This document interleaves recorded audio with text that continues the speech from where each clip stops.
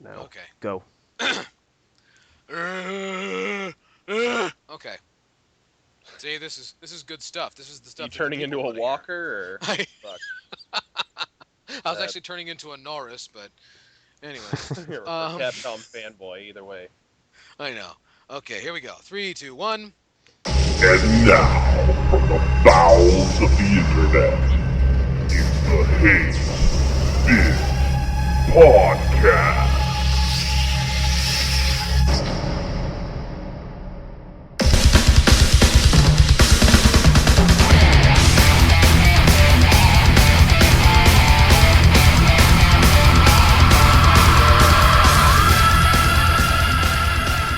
What's up, fuckers? The Hate-Bit Podcast is on the air.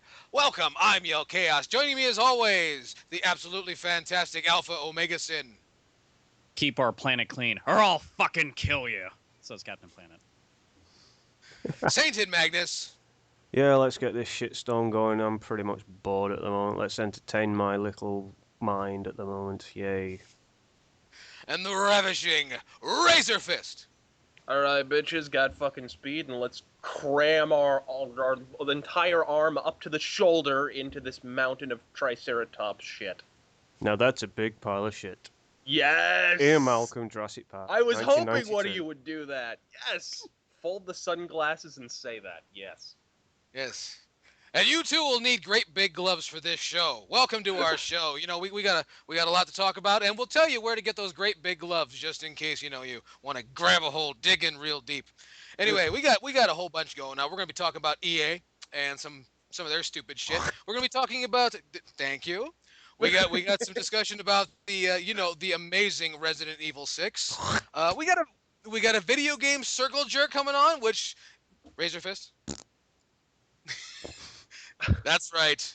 That's right. That kind of thing. Classy stuff right here on the Hate-Bit Podcast. And now, you know what we're going to do? First, we're going to do our usual thing. We're going to have a little bit of a discussion because there has been some news that former IGN employees who chose not to be identified did admit that IGN.com for years now have had reviews for sale or in favor of public relations.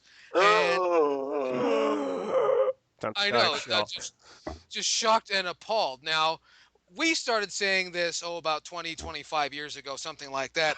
So, but it's nice to see it make it into the news. Yeah, it's nice for them to actually acknowledge it. I In know. other news, the sky tends to be blue of pigment.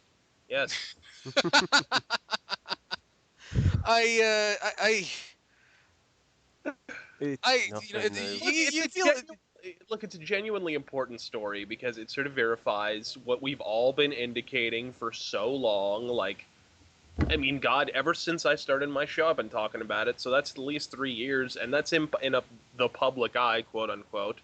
You know, reviews are bought and paid for, but I've always felt like it's a much more subtle thing than the image that everyone has, of like a backroom deal with two people just, handing over palmfuls of cash. It isn't like that. It's much more subtle. It's, yes, the games that have the fully animated flash advertisements on the site for a month straight tend to get 9 to 10 scores, And yes, the games that only have, one ad campaign for all of a week, they tend to have lower scores. Gosh, I wonder if there's a direct relationship there. Well, we're not detectives, but we do smell something. Yep. Absolutely. It ain't something nice. Like a perfect example, Mass Effect 3. I mean, what was it? Like a month straight of full-page flash advertisements on IGN? And the rest. Yeah, and then there's the small matter of one of their journalists being cast in the fucking game, just a teeny bit of bias there. Yeah, just a smidge of bias there. And then they turn around and give the game, I think it was the highest score on any mainstream outlet, 9.5 out of 10. And conversely, like a month later, Silent Hill Downpour comes out, which I genuinely enjoyed. It's probably the best Silent Hill game in a long, long time. One ad campaign for a week or less, 4.5 out of 10 they give it. So, yeah, good times. Yeah, and it's bad because this, everybody sees as, well, that's just IGN, and no, it's not just IGN. IGN is, one of the most prominent of the bunch, but it's not just IGN. This goes and resonates out towards, all similar outlets of where you can get your news and your reviews and your previews online, but this stretches into like, editorials, this stretches on into videos, this stretches into actual shows. It's really fucked up to think about the number of different things that people swear by the opinion of are pretty much just opinions that were bought.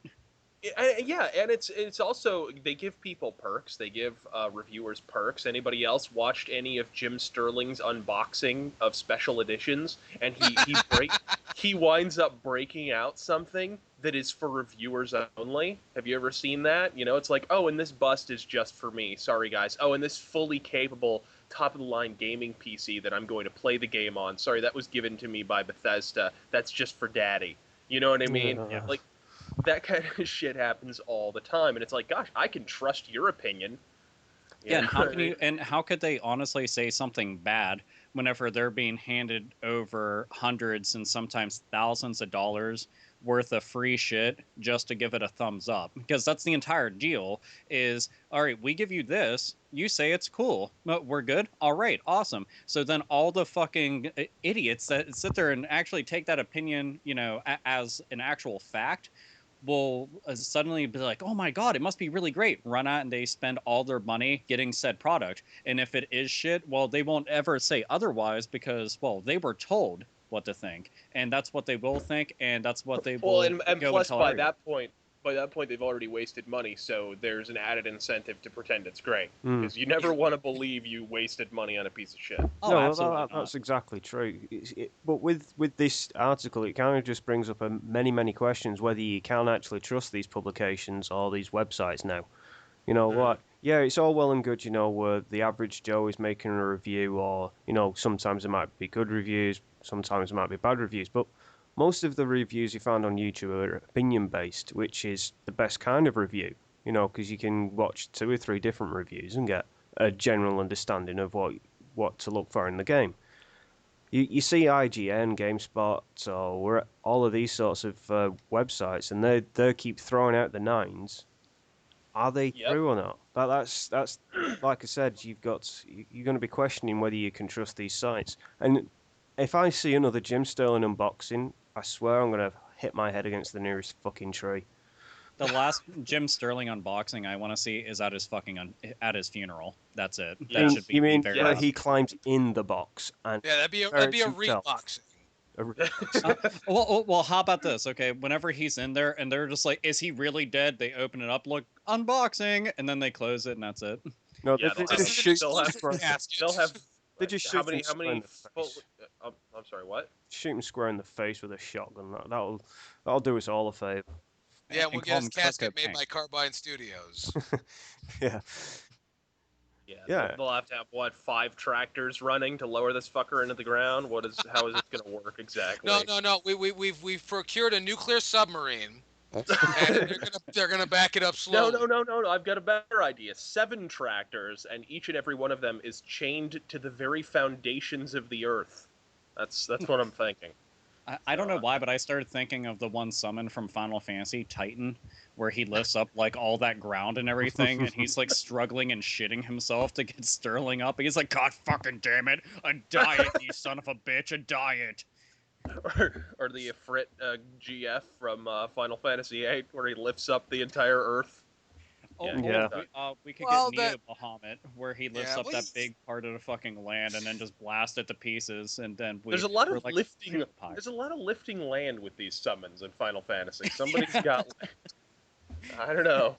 I feel there's too much hassle put on Jim Sterling on this show, I mean, you have to think, the man has done so much in his life, really. I mean, he used to work in the educational field. Did you know that? What, teaching what? How to eat a bird? No, he worked with children at an elementary school. He was the Earth Ball.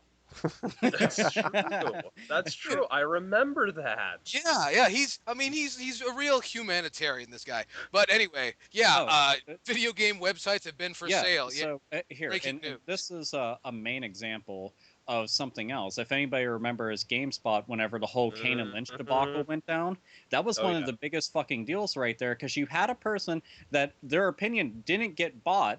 They gave their genuine opinion. They got fucking fired. And that's the kind of shit that they're dealing with. And if you remember, you know, their fucking website was absolutely plastered beyond belief. Well, they had a with ads and contest going. Yeah, they had a contest going. You not only did they have banner ads and stuff on the site, you could literally wallpaper the entire website with Kane and Lynch with a click of a button. Yeah. Like, it was so transparent, it's not even funny. And he gives this game the shitty review that it absolutely deserved, because that game's awful. And boy, the same people are making the new Hitman game. I'm sure that'll be great. Well, have you seen what? the collector's edition unboxing on YouTube?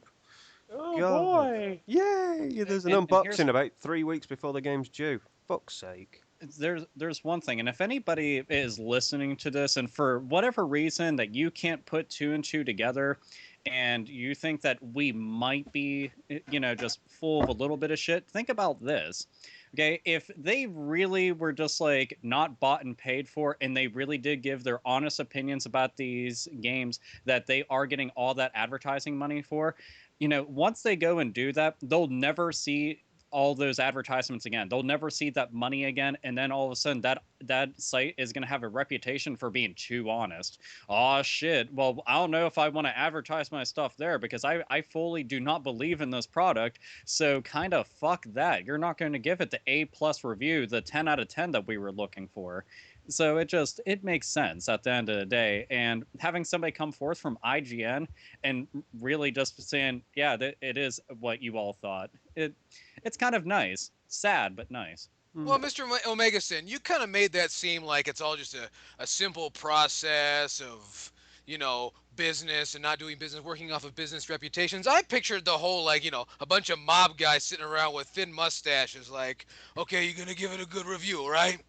Yeah, because you're a good fellow. You know what's good for your family, and fuck you and your journalistic integrity. You know, suitcases filled with money and mustaches being twirled. Well, can I just put it this way? They're not fucking drug deals. They're game reviews. Just review the game. If it's a shit game, give it a shit score. Just don't. Yeah, and in a lot of cases, yeah, go on. Just go for it. In a lot of cases, that's what happens. Actually, in the article that we're referring to, that actually like sort of created this story, they discuss the fact that a lot of these reviewers will write a proper unbiased review, and then the review editor will go in after the fact and assign an arbitrary number ranking that's much higher than the review would indicate. And then they might go back through and change some of the text to soften some of the wording, which is how you end up with a lot of these reviews where have you ever read a review of a game and you get the feeling like the reviewer is trying to tell you something? Yeah. Like it's a positive review, but it's almost like somebody's hitting behind the glass like, "Oh my god, don't play this game, please, please." You know what I mean? Yeah, That's the little secret messages all strewn throughout it. And it's just like, God, well, this is code. There's a lot of those. They use a lot of double speak. You know, a lot of words that can mean more than one thing. You know what I mean? So it's like, you know, I don't want to say this game sucks. I really don't. However, exactly. I mean, you can tell a lot of them. There is a gun pressed to somebody's temple. Like, what do you mean 8.5? Are you fucking kidding me? You know. Yeah, honestly, it makes me feel kind of bad though. Somebody that like goes into this field professionally on some kind of level, and then all of a sudden, you know, they get sat down and it's like, okay, well, you have to be a bitch now.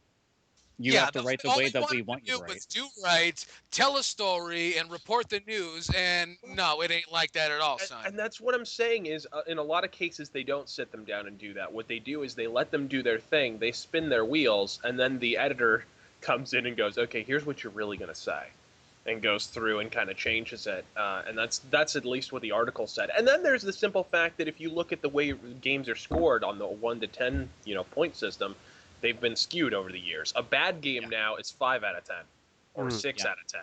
And it's like a great game. And that's supposed to be the 9 out of middle 10. of the road. Yeah, middle of the road now is 7 or 8 out of 10. It's like, and that is purely because of, you know, things like Game Informer or whatever, where they want to sell more games for GameStop, or because, simply put, if they give a higher number score, they're gonna get more ad campaigns on their site, and they're gonna get more money. Simple as that. Yeah, there should be a translator code for this. IGN, in fact, any of those scores are now on a scale of 1 to 15. Then you'll get a real fucking score. Honestly, add Exactly. 5 more points to that score, and those will become a lot more honest overnight. Oh yeah. So anyway, you know what? I'm glad we had that talk. There's just one Razorfist I got to ask you. We got a problem here. Everything that we've been saying, everything you've been saying for years is now out in the open and true and so on. Now what are we gonna do? I think now comes the butt sex. So I believe that's plan B. I knew it would come to this. I Zip. just expected it to be this soon. Anyway, that was a good talk. I'm glad we had a good talk about that. Yeah, everybody's full of shit, up to and including us. But please give us your money. And oh, you know what?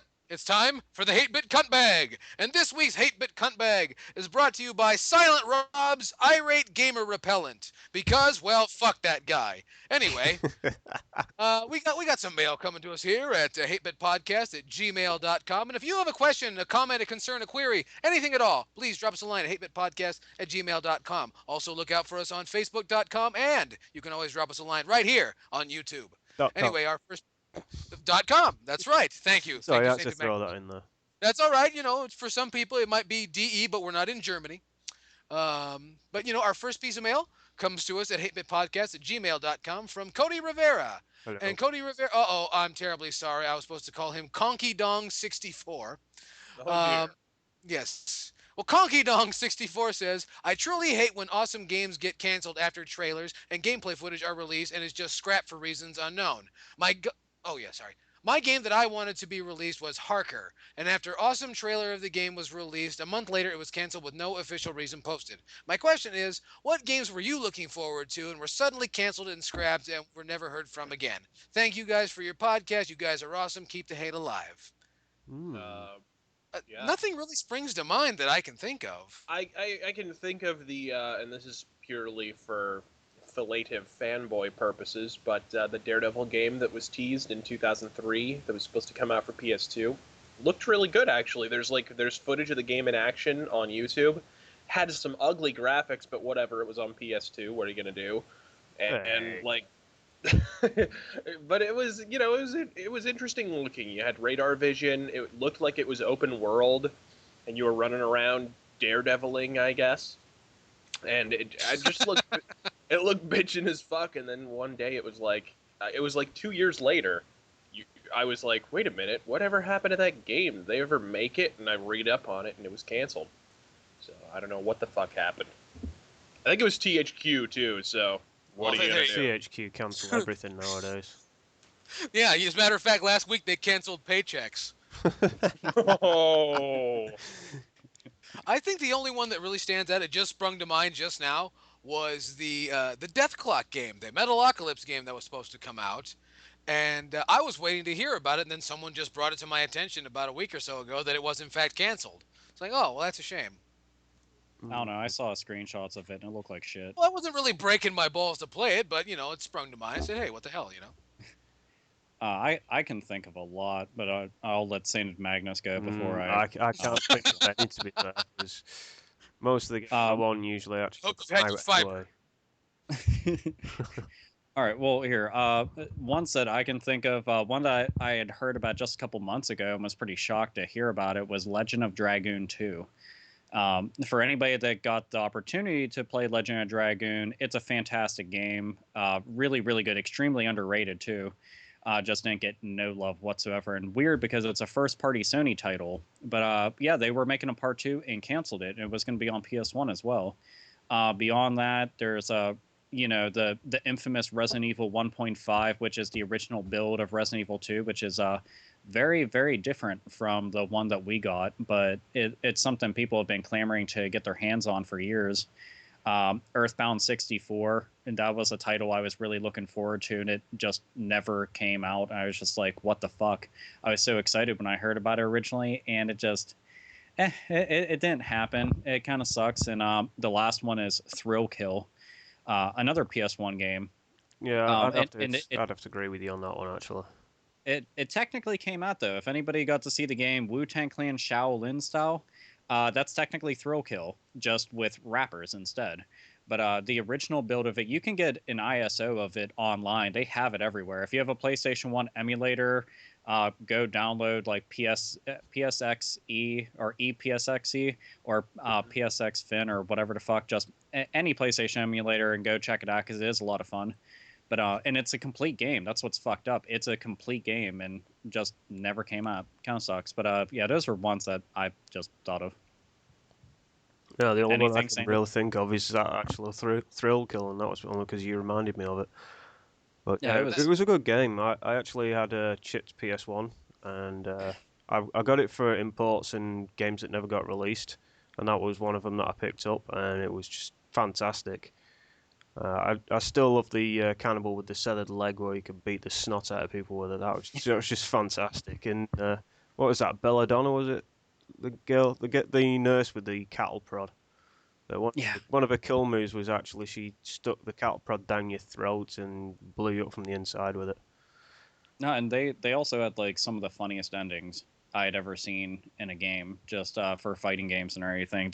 I mean, the game's already very out of hand. You know, you have a no-armed dude, you have a midget on stilts and everything, you have dominatrix and shit like that. Mm. So, but it was too risque and everything, and they were really hammering down on games back then. But yeah, at least it still lives on through the internets, and you can also check out a ton of videos online of it. But yeah, it's a shame a lot of really cool stuff ends up getting canceled, especially when it's like a complete game. So it's like for no reason this game is now canceled. It's just silly. And and the 15 builds of Duke Nukem Forever that never came out. I would like to have tried those out. I'm very impressed. That was a very impressive list for being, sort of off the cuff. Did you have like a leather bound, novelette or something like, yes, that fucking game and that fucking game and that fucking game? Yeah, shit he you not, dusted off. He dusted off the day planner. He was like, "All right." It was the file effects, yay! It's weird because when there's a website that I go to, it's called Unseen64. Don't know if any of you are familiar with it, but they specialize in betas and unreleased games. And I frequented that site for years and years now, and I always check it out. And I don't know why, it's always interested me what games have taken out, what they used to be before the final build, or what got canceled and everything like that. So there's just a lot of stuff I found ROMs for. I've looked up gameplay footage of. It's just, I don't know, it's something I fancy. So that's why I could think of the stuff like immediately. It sounds like No, kind of no. like a deleted scenes on a DVD, something. It's that Kinda, kind of yeah. site. It is pretty neat though, and for anybody listening, if that's some of the shit that you're ever interested in, check out the site. I mean, it's not too bad. I dig it if that's the kind of shit that you're into. I'm a fucking nerd though, so that's why I'm like I'm gonna obsessively look up all this kind of shit because I'm that into it. So. Yay! What's next? What's next, boy? Come on. Excellent. What's next? Well, we got more mail here. We got more mail, as a matter of fact, Mr. Magnus, and Ooh. We have American mail. we have American mail. American mail. As long as it's not Royal Mail, because that takes about 2 weeks and then they lose something in the post. That's a shame. Yes. Good thing you're paying attention, Saint Magnus. We appreciate you. Anyway, we got some mail coming to us here at the YouTube inbox, and it's comes from user Cubo Disco, and he says, "I have something radical for you." I know it's funny, isn't it? He says, "I have something radical for you, hate-bit gentlemen. Gentlemen, where?" Oh well. Anyway, he says, "Why couldn't the last generation of video games, meaning PlayStation 2, GameCube era, be the one that lasts for at least 7 years? Would it be better or worse off lasting longer? What are your thoughts on this?" Much How long? worse. I think Much so. Razorfist, can you shed some light on this? How long was that generation? I can't remember off the top of my head. See, it started about when 99. 1999 till about 2000. It's like the Dreamcast, actually, right? 2004, I would say. 2007, So 99 actually. 2007. No, maybe the PS2 because they were launching, every new Madden game still on the PS2. But I don't know. Launched I FIFA 13 think on the PS2. yeah, but I don't know. It's still it just No, it ended in 2004. It ended in 2004. They still had some. then Yeah, they still had some AAA titles in 2004. So Will you say it ended before the Xbox 360's launch? that's what I'm saying. I would say the Okay. 360's launch in 2005 was the end of the whatever numbered console generation. I don't give a fuck. I disagree. I'd say at a push 2006. Well, just for the sake of argument. Wait, what killer app came out in 2005 or 2006 for any of these systems? God of War. God God of War was a killer app for the PlayStation 2. The Xbox still had some good games on it. I'm sure you can name half of them. I don't know, honestly. No, But I don't know. I'm Now just you don't mentally- bring- Generation 6 ended in 2006, 2007. That's Okay, the- but that's to be dynamite. safe, that's about 7 years. Would you say that was too long? that was. Yeah. I think it was too long for some of the systems. Like Microsoft bailed out of the 360 completely by 2007, 2006. So I think that was as long a lifespan as it needed. When did it launch? Like 2000, 2001, something like that. The Xbox 2001. Yeah. So whatever. It got 5 or so years of life out of it. So that's fine. That's about as long as a console needs to have a life cycle, I would say. But so, I do know Sony like extended the lifespan of the PS2 super long because they're they're dedicated to the 10-year lifespan. Well, when did have they discontinued that thing yet? I don't think they're still making any units for it anymore. I think they're just trying to get rid of stock. But I know they're still making games. Are they still making? So some software companies are still supporting the PlayStation 2. Yeah. Okay, well then I have to say to you, Cubo Disco, how much more do you want? They still make PlayStation 2 games. Yeah, but the Yeah, mostly like your EA titles, so like your Maddens, your FIFA, like FIFA? stuff like that. Ah, Here's my problem. I have a problem with people saying, and this happens a lot, simultaneously saying, well, the last console generation was better. Which number one, I think it wasn't actually. No. I think this console generation toward the beginning was much better than the one that preceded it, and I think the console generation before it was better, as a matter of fact. But I have a problem with people saying that console generation should have gone on and whatever, and then turning around and bashing the Wii. It's like the Wii is a last gen console, like technically speaking. It's just got a motion sensor on it. Like it's such a stupid, just drooling double standard that I've always had a problem with, and it happens a lot. No, you're right there. You're actually right. You see, it's like the Wii U. All that is to me is a Wii HD. wait. Are we gonna get into this faggoty semantics discussion again? But I'm just stating an opinion, which supports the whole Wii's topic. So stop cutting me off and let me finish my point off. Thank you. He's just slammed his mic down. Who invited this guy again? Ask the same question to yourself. Joke. We held a summit and he just showed up. Actually, They held someone and no one else showed up. I came as the T-boy and then they actually gave me a job. There we go. No, And then we threw all your tea into the ocean. yes, and then we threw you in after. Continue. Yeah, so it's the same thing with the Wii U. That's basically this gen console. It's not a next gen console. Most people paint it as that, but it's not. And I support Razor Fist in the fact that last generation wasn't exactly the greatest. Yeah, it had some notable titles, but which generation hasn't had notable titles? So my favorite generation in terms of disc-based will always be the PlayStation, Saturn, and 64 era, because that was just fantastic. Well, one thing I want to say, I want to say something good about the previous generation, which was the 6th generation, as far as I know. Yeah. One thing I want to say good is, while it might have been lacking in general in terms of both hardware and software, depending on what side of which fence you were on, I think it set this generation up to absolutely dominate. And the first part of this generation was able to fucking dominate. The worldwide economy was there. The marketing firms and public relations groups were at their prime. Everything seemed to fire. And then, of course, all the companies that led the way during this console generation led everyone down the primrose path for about 2, 3, 4 years, and then turned around and shot everybody in the fucking face. So that's kind of what happened with this generation. But if you can say Yeah, anything good about the last generation, it set this one up to dominate, which it did. I I'll think say the last generation, my favorite console. Now, yeah, it might come as a surprise, the GameCube, because the GameCube was, yeah, it had its flaws, but it had a charm. The PlayStation Oh yeah, 2 is a good console. The Xbox is also a good console.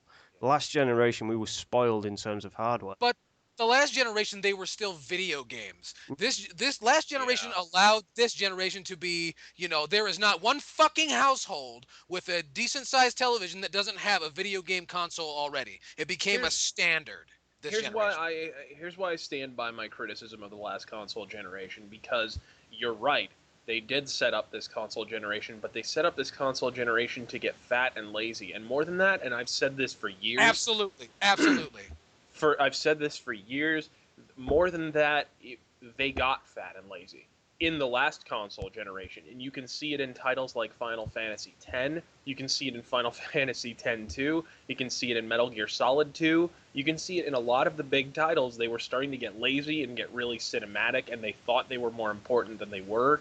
They started to realize they didn't have to spend as much time making a genuinely compelling story, that the brands themselves would carry these titles. It didn't happen in every case, but it started to happen increasingly. And I think they carried this logic over to this generation, and that's when the problems happened, because it was like, wait a minute, you're only giving me better graphics here. This is the same game. Oh You know yeah, what I well, mean? and during this generation, those same people, for some reason, somehow totally missed the concept that they're, like you were saying, they feel they're bigger than they are. Missed the entire concept that video games, which is what they're a part of, is an industry completely driven by expendable income. Mm-hmm. And when expendable income went away, brought this industry to its knees. And Yep. I agree with you. You're right. The last one did allow this generation to get fat and happy and just kind of sit on their laurels, and no one was exempt from it. Everybody that makes video games right now has turned out a fair amount of shit. Some more than others. But if we sat THQ. here and nitpicked the whole, exactly. Who as you know, are canceling paychecks. But Yeah. so yeah, good talk, but Good talk. it's sad too. No, I think that the last generation got exactly as long as it needed to be. I think people are more just nostalgic for having games they liked more so than what was better overall.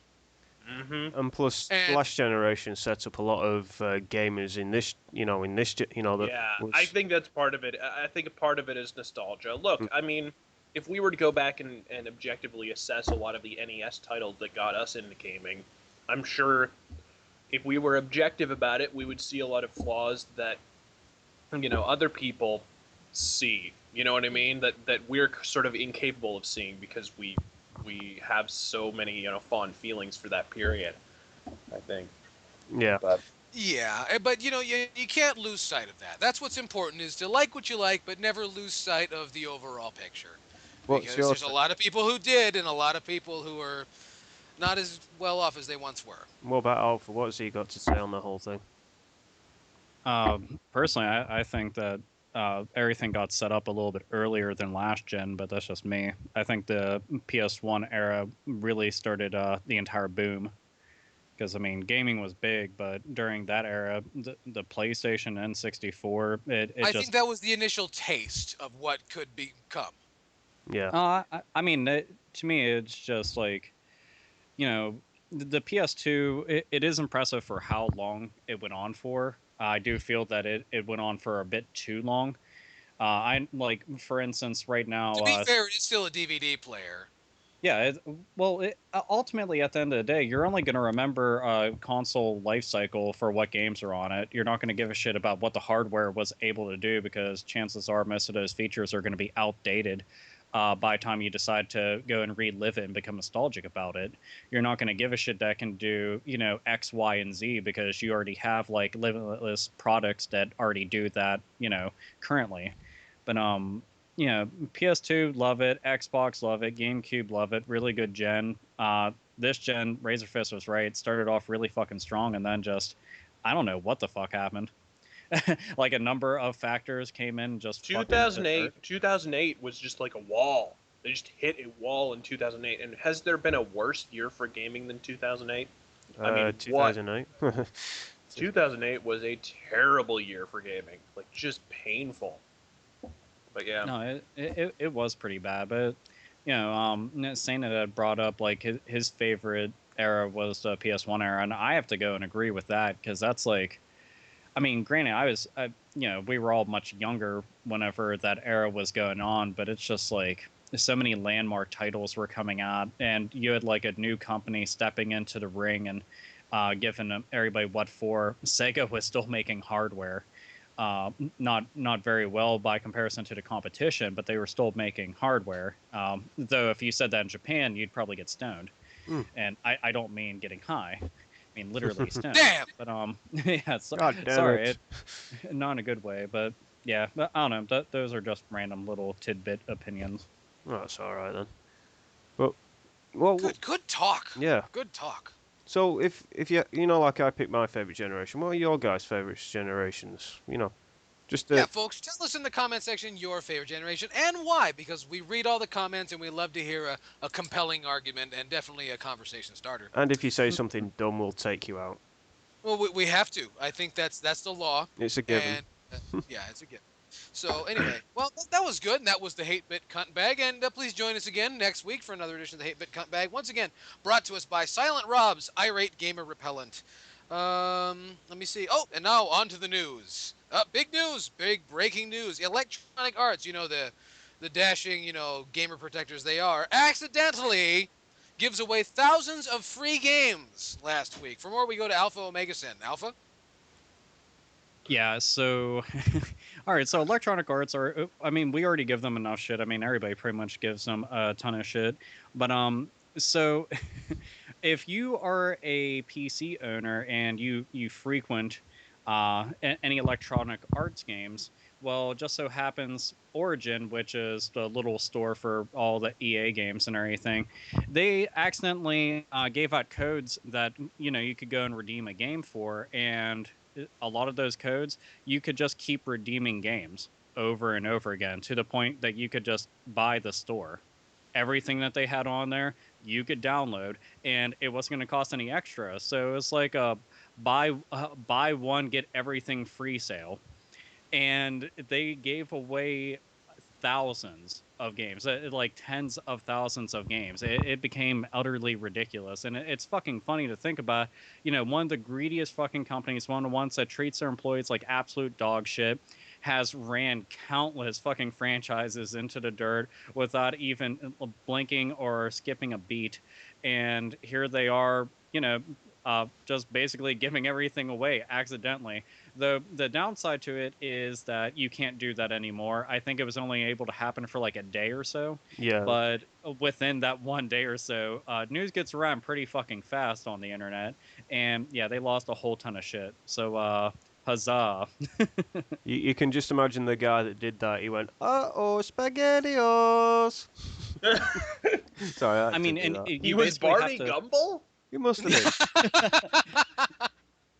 And you mainly have to thank the site Reddit. So if anybody's on Reddit frequently, especially within the gaming section of it, then you may have stumbled across it, assuming that you're on it on a daily basis, because that's where news was mainly breaking up. So for anybody in U.S. and Canada, yeah, they got tons of free shit, and Electronic Arts was extreme sad face times 10. But I just love this. I mean, this might sound like if I were to cut out, you know, certain words, it would be Electronic Arts gives away thousands of free games, like they care. But they had to make an accident for anyone to actually benefit from the services they provide. Still funny. Still funny. I mean, you know, I'm sure they're going to make some sort of big deal about, you know, the loss involved, but you realize that these people simply got a bunch of air. Yeah. Yeah. You're still not actually stealing anything. You just There's gonna be some crying. Someone's gonna lose their job, and there's gonna be there's gonna be consumer disappointment, and there's gonna be disappointment in the stock market because someone stole some air. Which is But bad. the thing is, because it's not even talked stealing. Well, we talked about. I mean, their stock price is barely $1 over the minimum that they need to remain listed. So something Which like means- this could be very, very costly. I mean, these are the kind of headlines the stockholders don't want to keep seeing. Well, And, true, but how did this happen? This is the kind of shit. This is the kind of shit you would expect from an office temp with a bad fucking attitude, not guys who know what they're doing. Since when have VA ever known what they're doing, though? I know, no kidding. Have you played Star Wars: The Old Republic? Are you familiar with this No, concept? but Are I they played still Road fucking Rash on and I about could that? live. I may not have played Star Wars: The Old Republic, but I played Road Rash, and I can dream, can't I?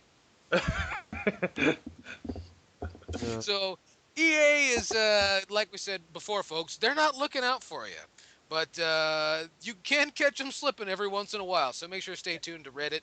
And stay tuned to the Hate-Bit podcast. Hopefully we have more news like that. Good news, like fucking over major corporations. There's nothing quite like it. Yeah. And getting free games that you probably and- wouldn't have wanted to pay for anyway. I know, exactly. It's probably, I mean, let's be honest. It's very recent EA stuff, so nobody won in this encounter. I want that to be very clear. But a bunch of bandwidth was soaked up for a great duration. That's ultimately. Hey kids, you win a nice shiny copy of Mass Effect 3, the game that's been marked down to $10 just a few months after its launch. Yeah. Right. For an extra $2.95, we'll come to your house and pee in your mouth. Yay! Hey, Sadly, anyway. it's still worth more. Hey kids, you get to bend over and spell run. 17 years later, still funny. Be careful with that joke, though. It's an antique. Yep. Let me see here. Oh, you know what? We got more breaking news. Breaking news right here now. Mr. Alpha Omega Sin and myself, we've had a lot to say about on the subject in the recent weeks, but I just thought I'd spell it out for a lot of people who don't know. But the people for the ethical treatment of animals are a bunch of attention-seeking whore bags. If you didn't know that, we've received lots of mail and lots of personal messages here on the YouTube what we think about the situation. They're a bunch of fucking assholes who don't care about you, and I'm not really sure what they care about because they haven't really done anything to stop, meat. I think that's what they're against. And they haven't done anything to stop that. So I'm not clear what the situation is there. But I do know, I was reading this morning on, I think, GoNintendo.com, that Nintendo is considering litigation and charging defamation on their behalf for the Pokemon Black and Blue. Anybody else hear about that? Oh, yes. I hope so, and I hope they They win. PETA keeps doing this to try and grab a quick headline, and somebody's got to smack them on the snout and say no, bitch. I think we Yeah, should and- do more than smack them on the snout. Come on. And the thing is, this is the second time that they've done it. And I already pointed out, is it a fucking coincidence that with Super Mario, they're complaining about the Tanuki suit, which the Tanuki suit was around since Super Mario 3. They're complaining about Pokemon, which it was at the height of its popularity in the late 90s. Yeah. And Yeah. they're now just getting Yeah. the memo for a formula that hasn't fucking changed since then. Yeah, right. And they're Pokemon doing this on the promotes- release of games for both of those franchises. That's what's ironic. Right. It's kind Yeah, of weird. Pokemon promotes animal cruelty. Way to position yourselves at the fucking vanguard of the digitized violence movement. But yeah, guys, did you happen to notice? And I'm just thinking out loud here, the outright fictitious murder and decapitation depicted in other games. Like, for fuck's sake, you can ride your horse uphill until he literally drops fucking dead in Skyrim and Oblivion. Then you can ride the fucking corpse to the bottom of the mountain like a motherfucking tobogganist, okay? You can? I'd Yep. tell you to blow it out your ass, but you'd probably try to sue me for promoting donkey fellation. Fucking asshole. Yeah. This is a poorly veiled attempt on PETA's part to secure a headline, like I said, and by association, they're trying to secure your fucking cash because they subsist on this shit. I've seen fucking Victoria's Secret camisoles that weren't this fucking transparent. They are just flat out trying to get their name in papers so people will donate more money. That's all it Well, is. that's very. I've already grasped that. I've been aware of that for quite some time. But Razorfist, you're a real smart guy. Can you tell me something? What's that? What is it that PETA does? I believe they stand outside of KFCs and scowl at people for a living. Oh, I see. Oh, wait. Oh, I know what they do. They're ones that go in front of, like, barbecue restaurants with fat girls in cages. Did I tell you about the PETA, the clipped-haired, mean-faced, bull-dyke PETA spokes chick I shut down outside of a KFC once? No, please tell me all about it. Everybody wants to hear. This should be an interesting story. I'm walking This is outside. going to go viral, like, any minute now. Oh, So I'm on my lunch break, right, at where I was working at the time. This was like 3 or 4 years ago. you eat And lunch? I'm walking outside a KFC. I got a big old. They have these really good chicken, like grilled chicken sandwiches, over there.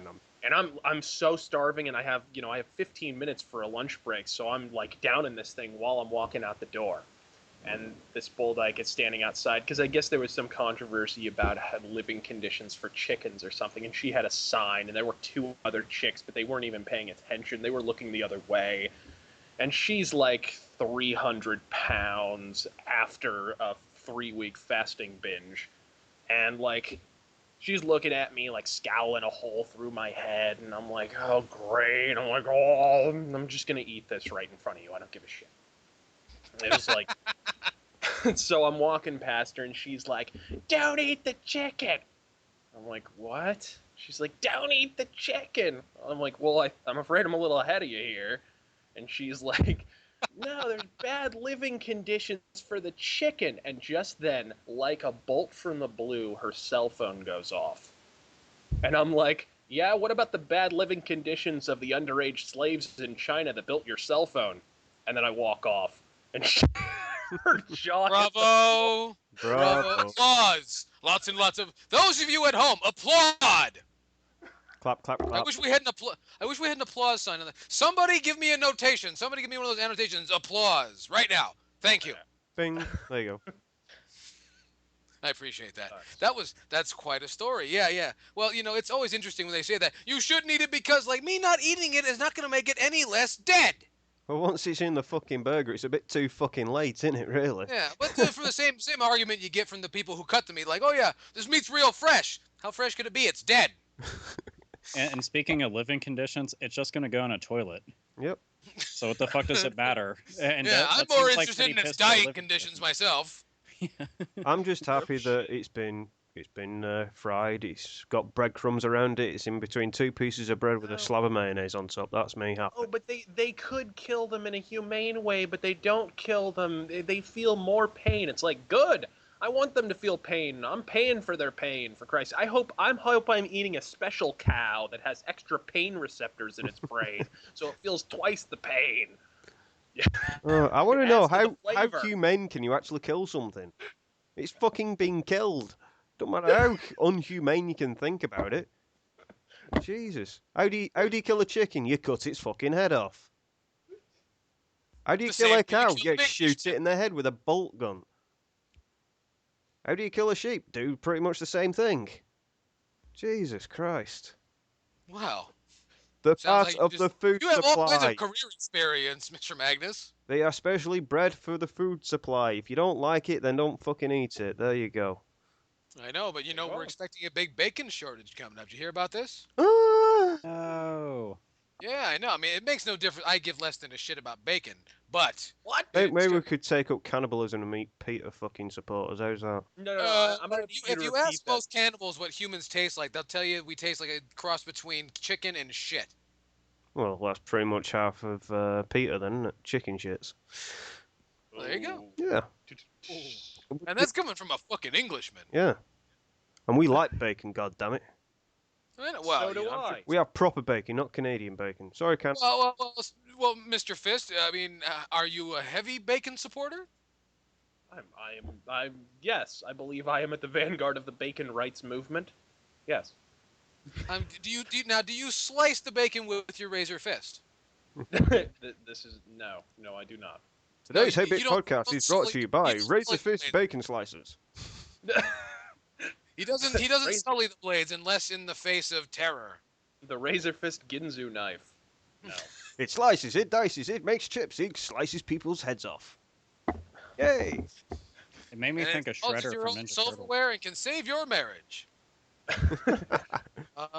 Yeah, so PETA, a bunch of attention-seeking whore bags. And by the way, I think I figured out what PETA does. They need your money so they can feed the fat naked girls that go inside the cage. Well, can I Yes. just actually say one good thing about Peter? Try it. At least when they do the Flash games, the animations ain't that bad. This is true. But They're very would you well say drawn. Come on. they farmed that out. I don't really think they have like Flash specialists on staff at PETA. You never know. Maybe they do. I mean, because Alec Baldwin's not there anymore. So who knows what they've come up with since I then. think Alec Baldwin probably had a fucking, sudden burst of sense. I refuse to believe that Alec Baldwin didn't have hamburgers from lunch. I mean, yeah. And I mean latter-day Alec Baldwin. But anyway, Yes, now I'm defacing the Baldwins. This is terrible. I know. What's next? What's This next? show's just getting good. I hate Alec Baldwin's fucking guts. Oh, All there you right. go. Well, in that case, I don't mind the Baldwins. I can't stand Stephen Baldwin because fuck that guy. Anyway, dig this: Resident Evil 6, big fucking surprise. Again, that's the Downloadable third content- fucking week. I know, right? Downloadable content was on the disc. That's nothing fucking new, is it? What a shock. Yeah, I know, but see, that's number 2 right here on the Hate-Bit podcast. It's like, yeah, we knew that, but apparently this is big news. And now Alpha Omega Sin, what are they gonna do to apologize, quote unquote, for their transgression? The thing is, they got caught with their hand in a cookie jar, and Razor Fist. What do we say about people who get their hands caught in a cookie jar? They have to guard the back door. We had to put that in there, didn't we? We had to go there. Had to go So there. naturally, Capcom is guarding their back door because they had been on record and they said, well, we will never, ever, fingers crossed behind the back, ever do DLC on this DLC ever again. Ever, because that is something that we've gotten a lot of complaints about because it's pretty dick move. And oh shit, you found that again? We had to do that because technical stuff, and that's literally like how they are wording things, like technical things and stuff Literally, like that you that won't was their understand. excuse. I mean, this So- is like Yes, because is of this circuits not- and so on. Is this not effectively like somebody being like, "Hey, why'd you steal from that old woman? She, you just ripped her purse off," and they're like, science." Like Science. It has to do with the cosmos. Oh, Well, the oh, Cosbys. so I'm mysterious. basically, so since the DLC was found on there, now all the DLC that has been found on there, they're saying is going to be made available for free to everybody. So basically, you're getting the entire game that you paid for, but they're going to say that it's free. And for Yeah. anybody that didn't get to find out about the news of this all being on the disc and your couple kilobyte download that you're going and making and not paying attention to, you're going to be thinking, wow, Capcom's on the up and up. They're giving Well, us, more bang for our buck. No, actually, they're trying to get more bang.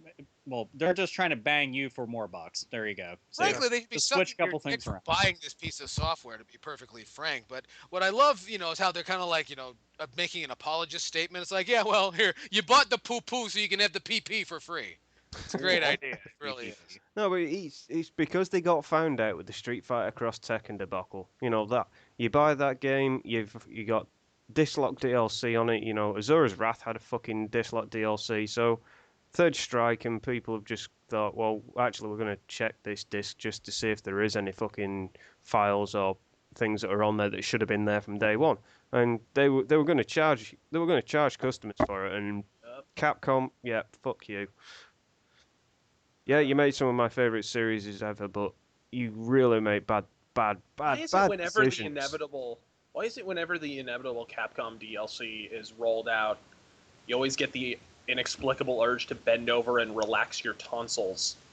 You know what I mean? Like every single fucking time they come out with a new game, it's like, well, I just check my watch, I'll wait another 5 minutes, the first bit of DLC will be out, and then the 20 immediately after that will be released on a weekly basis. Like Dragon's Dogma, how friggin' overboard Can you go with DLC? Oh no. Anyway.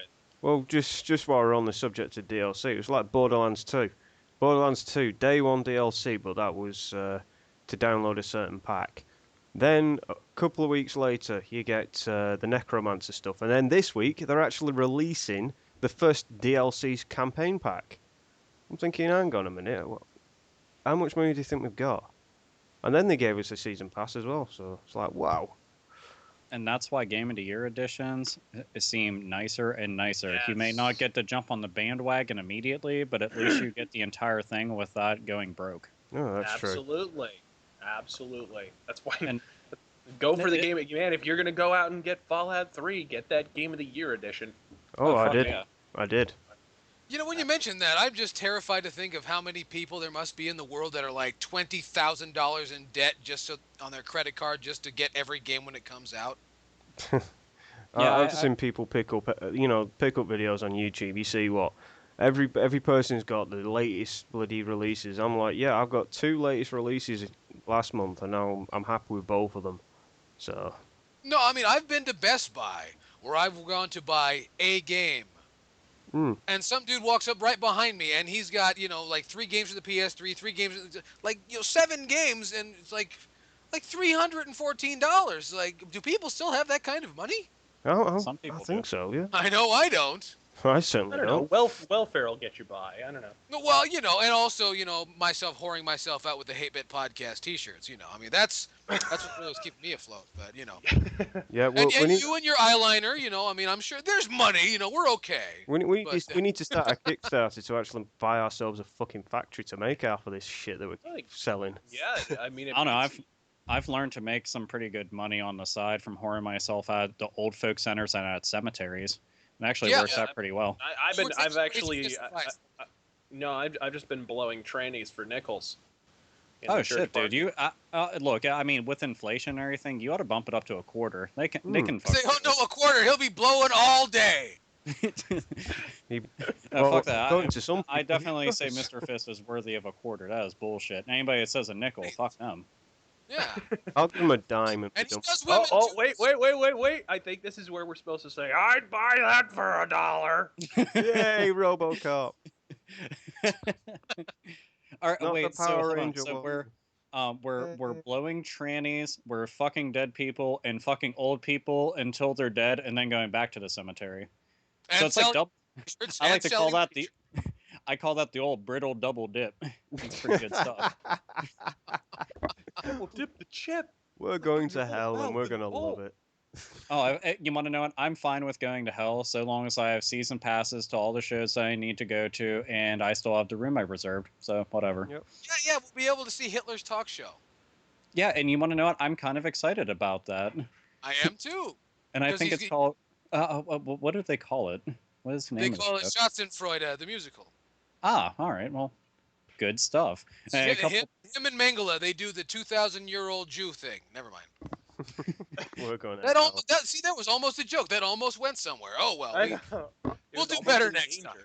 What's the danger of having a punchline? But hey, jokes don't need punchlines. Ask Yahtzee. Yahtzee. I thought you were going to say Jimmy Fallon, but alrighty. No, that's just he's found a way to remove the humor. That's my money's way at Jim Sterling. He's also found a way to dance just by smiling. But anyway, we can't attack Jimmy Fallon. That's too easy. Don't we have a podcast to do? We do. We're doing a podcast. We're going to start attacking people's mothers shortly, so stay tuned. It's time for halftime. Halftime. I love halftime. It's time for the halftime where we're going to have the Hate-Bit BallBag and talk about whatever's on our mind just for a brief period while I get us in position. If you pardon that little pun I threw in there. You guy. I know. Yeah. Get on with it.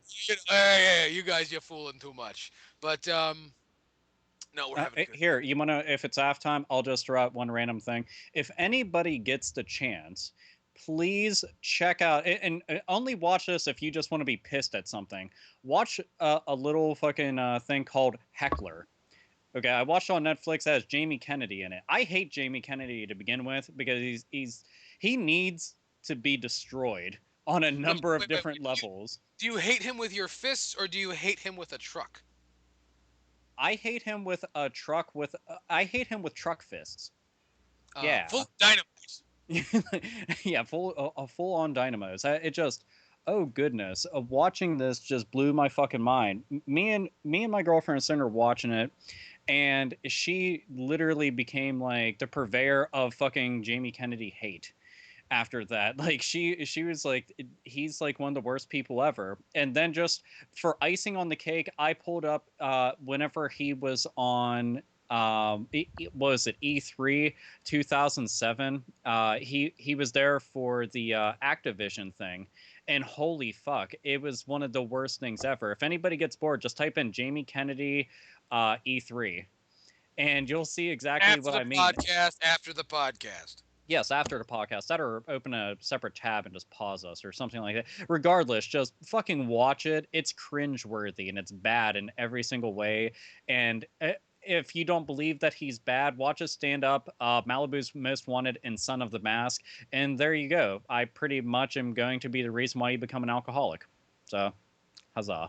Huzzah. That's all. But you can watch Malibu's Most Wanted if your sole purpose is to hate Jamie Kennedy. If you're going there for that, then you've come here for the right reasons. Absolutely. Can't we just not bother going to a website and just hate Jamie Kennedy? All right, then stay right here on the Hate-Bit podcast and hate Jamie Kennedy. Yay. See? Smiles all around. See, and you know, that's cheaper than going out and, like, you know, hating real people. Yeah, it is. That Plus, is very you true. also have to breathe around them, too, and it's weird. Yeah, it's you got to turn your nose a certain way. I know what you mean. But anyway, it's time for the Hate-Bit BallBag. Hate-Bit BallBag, where we read your letters again, very similar to the Hate-Bit Cuntbag, but, you know, different. And this week's Hate-Bit BallBag is brought to us by the letters F and the letter U, and by the number 69, which is fantastic. We thank our producers. They're good at coming up with stuff. But The number 69 for when you want to appear edgy in junior high school. Correctamundo. Or Hey, you can be I didn't- ultra edgy and be 666. What kind of budget do you think we have here? You think we got actual writers? No, sir. I don't See? know. We don't pay him enough. We don't pay them a fucking dime, and that's exactly why they give us shit like this. Come on, it's the best we can do. If Besides, we have writers, they're fired. Ace Salieri didn't want to advertise with us this week, so we had to fill in with something. Anyway, our first piece of mail here comes to us at the YouTube inbox, and it comes from YouTube user King Mula 2, and he says, thoughts on the TNA wrestling promotion, and that's all he says. Not Thoughts on interested. the TNA wrestling? I know we talk about WWF, WWE, and WCW, but we don't really discuss the TNA all that much. Razorfist, you know a lot about TNA, and Mr. Omegason, you know as well. Tell me, what are your thoughts? Because I don't know much about the promotion myself. I think they could have been really good, but I think a lot of honestly, my focus as a wrestling fan has always been more on like the theater aspect. I don't really care about the physical side at all. I just like Really? You know, yeah, I like outlandish characters like fucking Undertaker and Gold Dust and fucking. I like the really elaborate, like crazy fucking comic booky shit that happens in wrestling. Because if I wanted just the physical side, I could just watch MMA. I could watch two fucking grown men dry hump on a mat until the audience falls asleep. I just want to mystified how people can do that, you know, without killing each other. I just don't like. That's my problem ultimately with TNA is they were founded with all these like the X division, which is basically they're trying to cash in on the MMA thing. Look at our physical acumen. We all wrestle under our first and last name. It's boring. It's boring. But I don't know. Recently, I guess they kind of have an interesting storyline with the Aces and Eights thing going on. It's kind of like the NWO a little bit. It's much more. I'll tell you this much. The worst possible TNA show is still much more watchable than Raw over the past 5 years. Raw has been unwatchable for a very long time, and not enough people point out that TNA on its worst day is still better than this. And I say this as somebody who regularly watches TNA, so. And I'm not really a fan of TNA for the record. I just, I think they're incrementally less shit. Well, I have this thing that, people tell me, you have to watch this, and then I say why, and they don't really have a reason, except for Sting. I was going to say, I had some Sting. reasons. Well, yeah, you said Sting, and that was, enough to pique my interest at the very least. I was gonna say I'll have to go with the opposite of everything. I actually like wrestling as a whole package. I like the actual wrestling whenever it's done in a very silky smooth fashion. Whenever it gets like absolutely violent to unnerving degrees. I do like the storylines and outlandish characters too, because that definitely helps you feel more invested in it. Besides the whole physical aspect of it, but with TNA, their storylines have always been kind of crap, honestly. They just don't have that great of writers. But whenever Razor Fist brought up, I don't know. They have these periods where they get really good, and then it's like politics come into play. It's very WCW-ish. Yeah. Like, nobody can put a run together as a writer or whatever. And I'll say this, like in late 2009 or something, they started to get really good. Like late 2009, 2010 was when it really got crap all of a sudden because they brought in Bischoff and Hogan. But it was I felt that was late a bad 2000. I'd say mid to late 2009, they started to put a run together. And haters, I hate to break this to you, but that was because they gave all the booking power for those 5 months to Vince Russo. I hate to break it to you, but yeah. And then Bischoff and Hogan came in, and they shit all over that. And all that progress they made was for nothing. So that's TNA's problem. They get some momentum, and then they kill it themselves. I don't think, the only thing that I thought that they have done ultimately that was a really bad idea, well, two things, actually. One was bring in Hogan, Bischoff, and Nash. Those three, I have no idea why the fuck they even went. They were allowed near the product, because they're all bad news, in general, and everybody knows that. Well, everyone. Now I'll say this: you can understand taking Hogan because he's the biggest wrestler in the history of professional wrestling. He is a name. Hogan was the biggest name. Hogan got a reality show and buried his own name. No. It's still. I disagree. He's still Hulk Hogan. I don't care what he's done. I don't care about Hulk Hogan. Yes. But look at the audience that you're trying to draw. Speaking of which, have you seen his sex tape? Good times. No, we don't. No, I don't want to see the leather interior of a car go and hump something that looks like his daughter, and he actually screams out Brooke. So no, I'm good. But here, basically, yeah, TNA, I watch it because of the fucking wrestling. Like, me and my brother actually watch every single week. We got DVR'd. We sit down and watch it. Their new talent and even the old talent that they have. When I say old talent, I mean Sting, RVD. Let's see, Bubba Ray, which goes by Bully Ray, who's like 40 now. Jeff Hardy's even getting up there in age. All their older talent, which are established stars, are putting on some of the best matches I've ever seen them do in their entire career, and it's fucking crazy. And their newer talent that they have, and the exclusive talent that they've had for the entire duration that they've been a company, are still putting on fantastic matches. Oh, and I forgot to include Kurt Angle, sorry. But they're all just... It's really, really good matches. Their women's division, for example, is fucking amazing. The X division's kind of fallen by the wayside, which is unfortunate because it's one of the main reasons to watch it. But I mean, I really enjoy it a whole bunch. And the Razor Fist mentioned the Aces and Eights storyline. That's actually one of the biggest things that they've really been pushing, and it's not too bad. I'm hoping that it's got a good payoff, because they're going slow with it, which I think is a better idea, instead of NWO, which... that was their only big idea, and then they buried themselves under it, and they had the Wolfpack and the LWO, and it would just... Everybody knows what it was. It was shit after a while. An idea? Is that what you call it? And I wouldn't call it an idea. I would call it a train wreck, if anything. But the original NWO was a fantastic idea and revolutionary. But sort of revolutionary if you consider the fact that it was a ripoff from New Type Japan. Japan Pro Wrestling, yeah.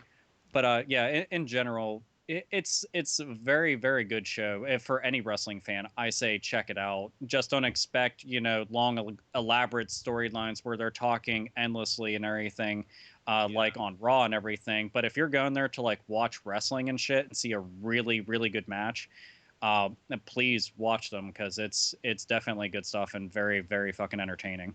So. Well, it's good to know. And at the very least, it's the alternative.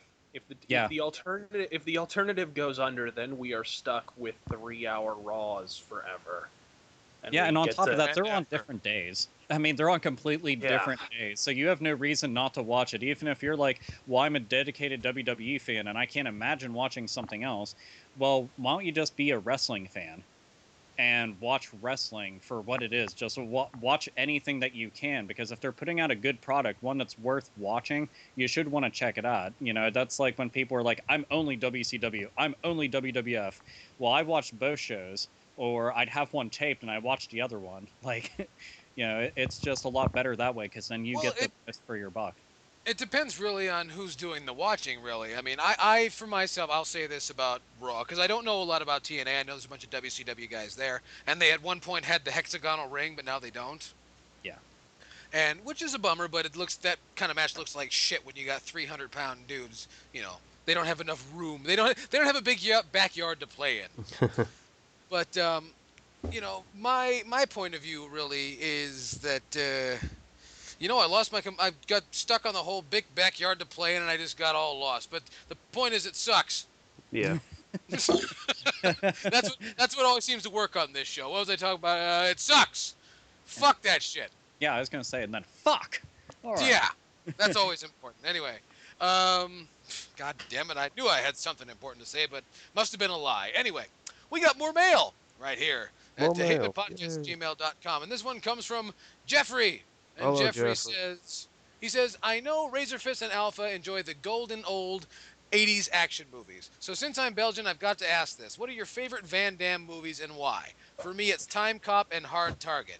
By the way, thanks for already answering some of my questions. Keep on hating, guys. Okay. Raise your fists. Take us there. Man. Either. It's kind of a toss-up. Cyborg or Hard Target? Ah. Because Hard What? Target, you can't beat the mullet. You can't That's true. beat That's the true. mullet. And I love how they just never talk about the fact that he has a thick Belgian accent. It's No. just, he's supposed to be an American hobo, and they're just like, what? What? He's got an accent? He's from Whatever. You know, whatever. Yeah, no. He got kicked in the mouth by a donkey when he was young. That's what happened. They just never explain it. Bloodsport. Bloodsport. Ooh, that's a good one. Ah. It's a good one. I mean, that's the movie like I actually got to watch when I was like super young and still like it. And it's weird because they actually they have a Bloodsport 4 even. And you Which is- can't. What? Yeah, they've actually like they kept going with it, and I was unaware of that. I knew of Bloodsport 1 and 2. I didn't know that there was a 3, but I came across 4, so I was like, oh, that's impressive on a It'd creepy be funny if there scale. wasn't one. Yeah, they just skipped it. They're like, nah, fuck it, it's alright. No, fuck it. Bloodsport 3. That's fucking cliche, yo. Bloodsport foe. We're revolutionizing. We're skipping Yeah. numbers. No one Yeah, we says don't we need have that to shit. have them. Who are you and your numbers? Yeah. The only. I don't know. And you can't sell short. You can't sell short the movie where he says, I'm gonna kick a bison's ass so hard, every other bison wannabe's gonna feel it. I'm so glad that was brought up. But let's be real. Giuliani fucking had the entire show. Like that was his. Well, look, guys. I mean, it was. Wait, Giuliani, Raul Julia. Thank you. Julian. Sorry. Yeah, I'm going with the New York You know what? mayor all You of know a sudden. what? My bad. Look, here's the thing. Here's the Good thing. movie. Here's the thing. If Street Fighter's a bad movie, it doesn't really matter. God's work was accomplished on that film because Jean-Claude Van Damme got to rail Kylie Minogue in the early 90s. That's all that matters. That is God's work. Also, the first Mortal Kombat was an awesome movie. Take that. Ooh, that's below the belt, man. That has nothing. How dare you? I have to bring it up. Jean-Claude Van Damme with that piece of shit. Anyway, back Hey, to the original question. Favorite Jean-Claude Van Damme films? Yeah. Painted Magnus, what's your favorite Jean-Claude Van Damme? Well, I was going to mention Street Fighter just because it's got that charm. But In the GI Kickboxer. Shut up. was Kickboxer was one of my favourites because it was just your typical cheesy 80s cliche, bloody, fitness montage thing that seemed to be the style back then. Yes. Yes, sell ab training machines. Oh no! And then there was obviously Hard Target, as he mentioned in his email. That was just fantastic. And believe it or not, even though the other two films that were in this series were shit, the original Universal Soldier, that wasn't actually too bad. Yeah. Yeah, it's really not half bad. I do like the fact that at the end Dolph Lundgren gets fucking mulched basically. That's the best way to fucking describe it. on the front of a combine. With his... One thing, did anybody Expendables 2? Expendables 2? No. Watched it yet. Okay, well, that right there I would actually rank up pretty high. And that's like a very, very recent movie.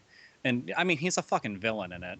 And it just, granted, it's not a only Jean-Claude Van Damme movie, but it's like a greatest hits of action stars movie. But he is in it. And it's definitely noteworthy to put on a list. If anybody's seen it, it's fucking awesome.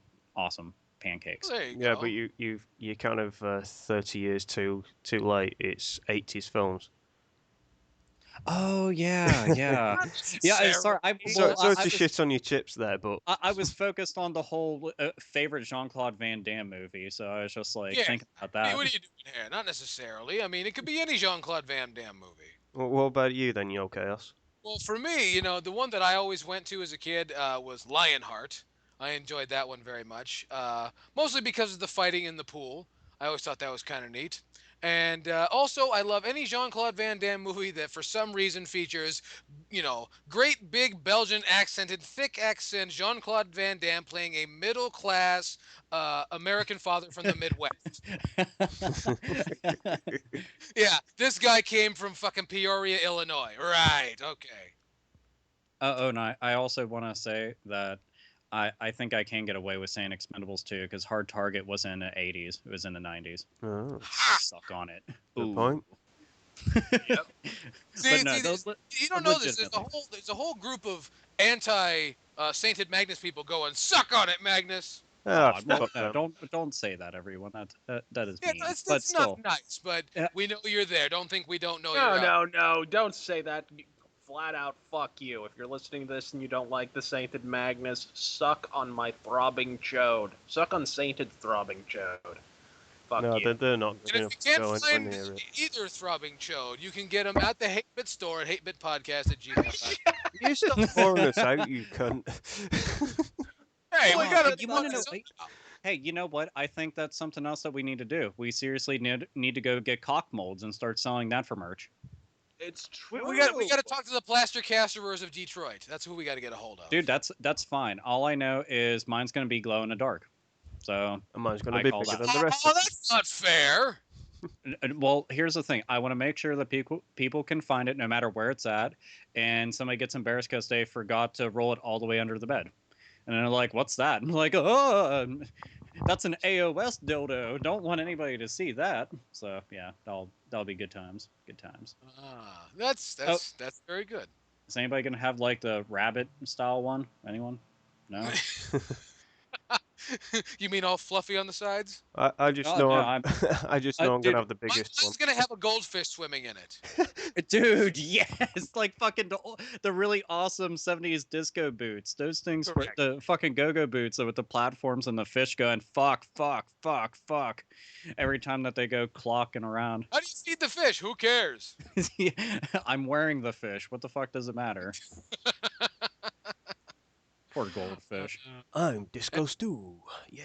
And Razor Fist will of course be chrome plated. Absolutely. Well, wait. You know what? Razorfish should be like that one strap-on that was in the movie 7.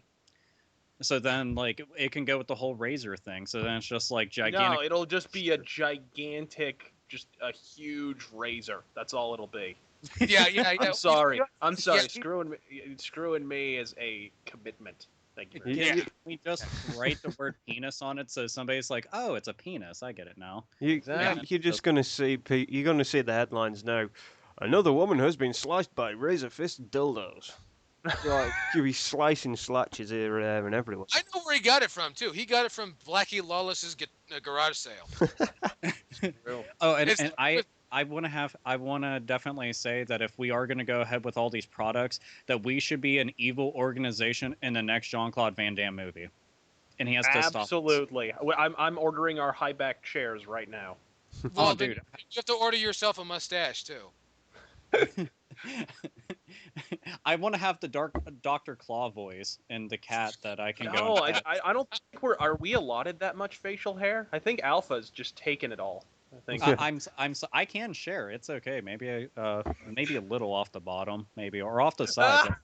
I could give away one of my sideburns. It'll be sweet. Yeah, just Alpha Mega Sin donates sideburns to the needy of mustachians. Ah. well, I will have to To say one help the thing. entire world speak Italian. Can I finish what I'm trying to say?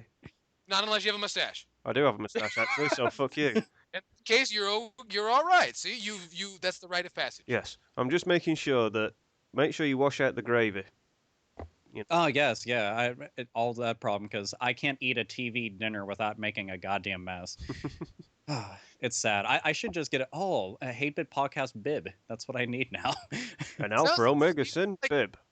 Do you have to clean it with like paint thinner and a lice comb to get that stuff out of there? What? Dude, I shit you not. I shampoo and condition my beard. Fair enough. As do I. Well, there's people that don't. They're just like, I use soap. That's how I make my money, really, by conditioning your beard. Alpha Omega beard. He also puts curlers in his pubes, just for the record, guys. He actually perms it. Well, actually, he got them frosted. I got the highway thing going on, the Happy Trail, but then I just need to get like some lights going down the sides. It'll be great. Yeah, he's the only guy I know whose pubes have cat scratches. It's unbelievable. I want to know how far off topic are we gonna go this week? It's the only guy I know whose Happy Trail has billboards. Oh God, Jesus Christ! And within this short amount of time, we've come up with like 19 different products that we can start sending off to China and have a bunch of children make. It'll be great. Yeah, and you know who could plug them for us? Jean-Claude Van Damme.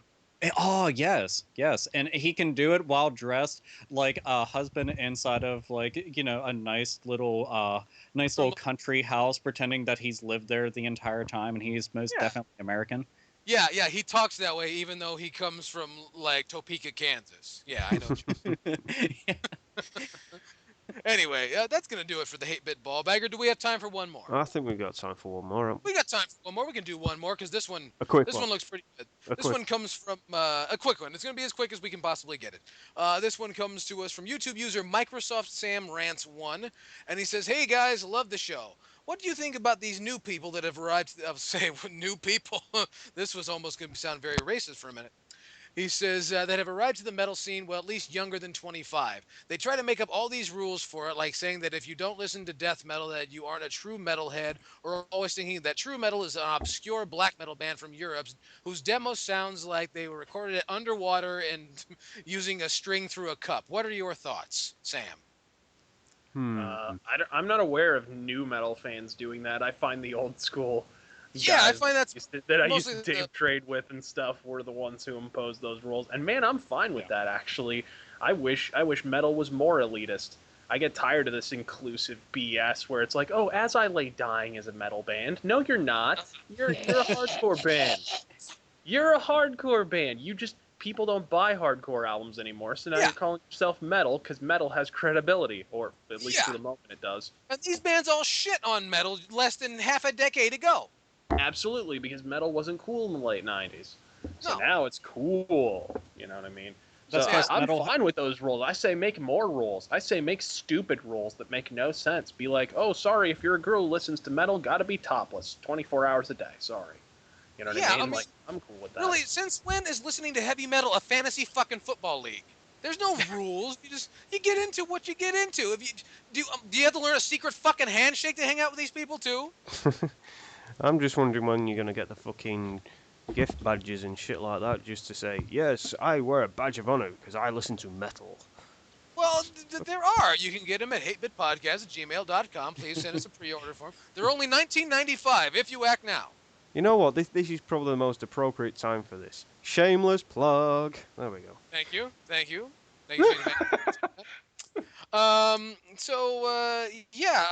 Apparently this must be coming from these under 20 kids who seem to think they know things. Who cares? Yeah, Fuck I don't me. know. First off, if you ever find yourself saying you're not metal unless you listen to death metal, you're already wrong. I'm just gonna come right. I hate death metal so fucking much, but it's like, no, it's not a requirement at all. No, not in the slightest. You do what you do. I mean, there are people who are metalheads who listen to fucking Pentagram and Candlemass all day long, and God bless them too. Yes. All Yes, day quite a bit. long. So all day. So the lesson here is do your own thing. Fuck anybody else. Right. So that's going to do it for the Hate-Bit BallBag. We thank you for joining us. And once again, if you have any questions, comments, concerns, anything like that, drop us a line. hatebitpodcast@gmail.com. Also drop us a line at Facebook and right here on YouTube. Anyway, it's time. I made the promise, and so here it is. I don't know how many of these we've done now, but the video game Circle Jerk has returned. And per Sainted Magnus's request, Sainted Magnus, please go first. What you been playing? What you been jerking on? What you been doing? Well, the obvious Borderlands 2. Just recently picked up Dishonored. Having relatively good fun on that. It is hard as balls in certain respects because I'm trying to do it just pure sneaking. But it seems like the only option to get through the game is to actually just fucking kill everything. Another game. Yeah, there's way fewer options for non-lethal in that game, which is one of the sticking points I will bring to bear against it. Yeah, it's kind of sticking in my keister as well, to be fair. And I picked up this on Monday, and that was Pokemon Black 2. And yeah, I'm enjoying it, but it's not exactly the. It's not. It's just basically it's a middle ground for the. It's just like an updated version of Pokemon Black 1. So yeah, it's supposed to be an extension of the story, but I can't really say it's a bad Pokemon game, but it's not a great Pokemon game. Still think Soul Silver and Heart Gold were the better versions. Finally, I've just picked this up today, and that was Smash Brothers Smash Brothers Brawl, sorry, on the Wii, and it's actually fucking absolutely just fun. Just fun all the way down to the bottom, and that's it. That's what I've been playing. I'm gonna throw the ball to blah blah blah blah. Go with Alpha Omega Sin. So don't be throwing around Jim Sterling like that. Someone could get hurt. And I would definitely get hurt. Me and You think pretty I'm much the strong entire enough to lift neighborhood. Jim Sterling? Wow. If you are, it's very I impressive. gave you the benefit of the doubt. You think he has British powers, or what the fuck? No, I have the Not- beard powers. I miss my hair powers though. I used to be able to choke bitches with it, but now I can't. So Yeah, well, once he grows his hair out a little bit more, he'll be ready to go. It's the Samson effect. Once he grows his hair out a little, he's going to look like a microphone.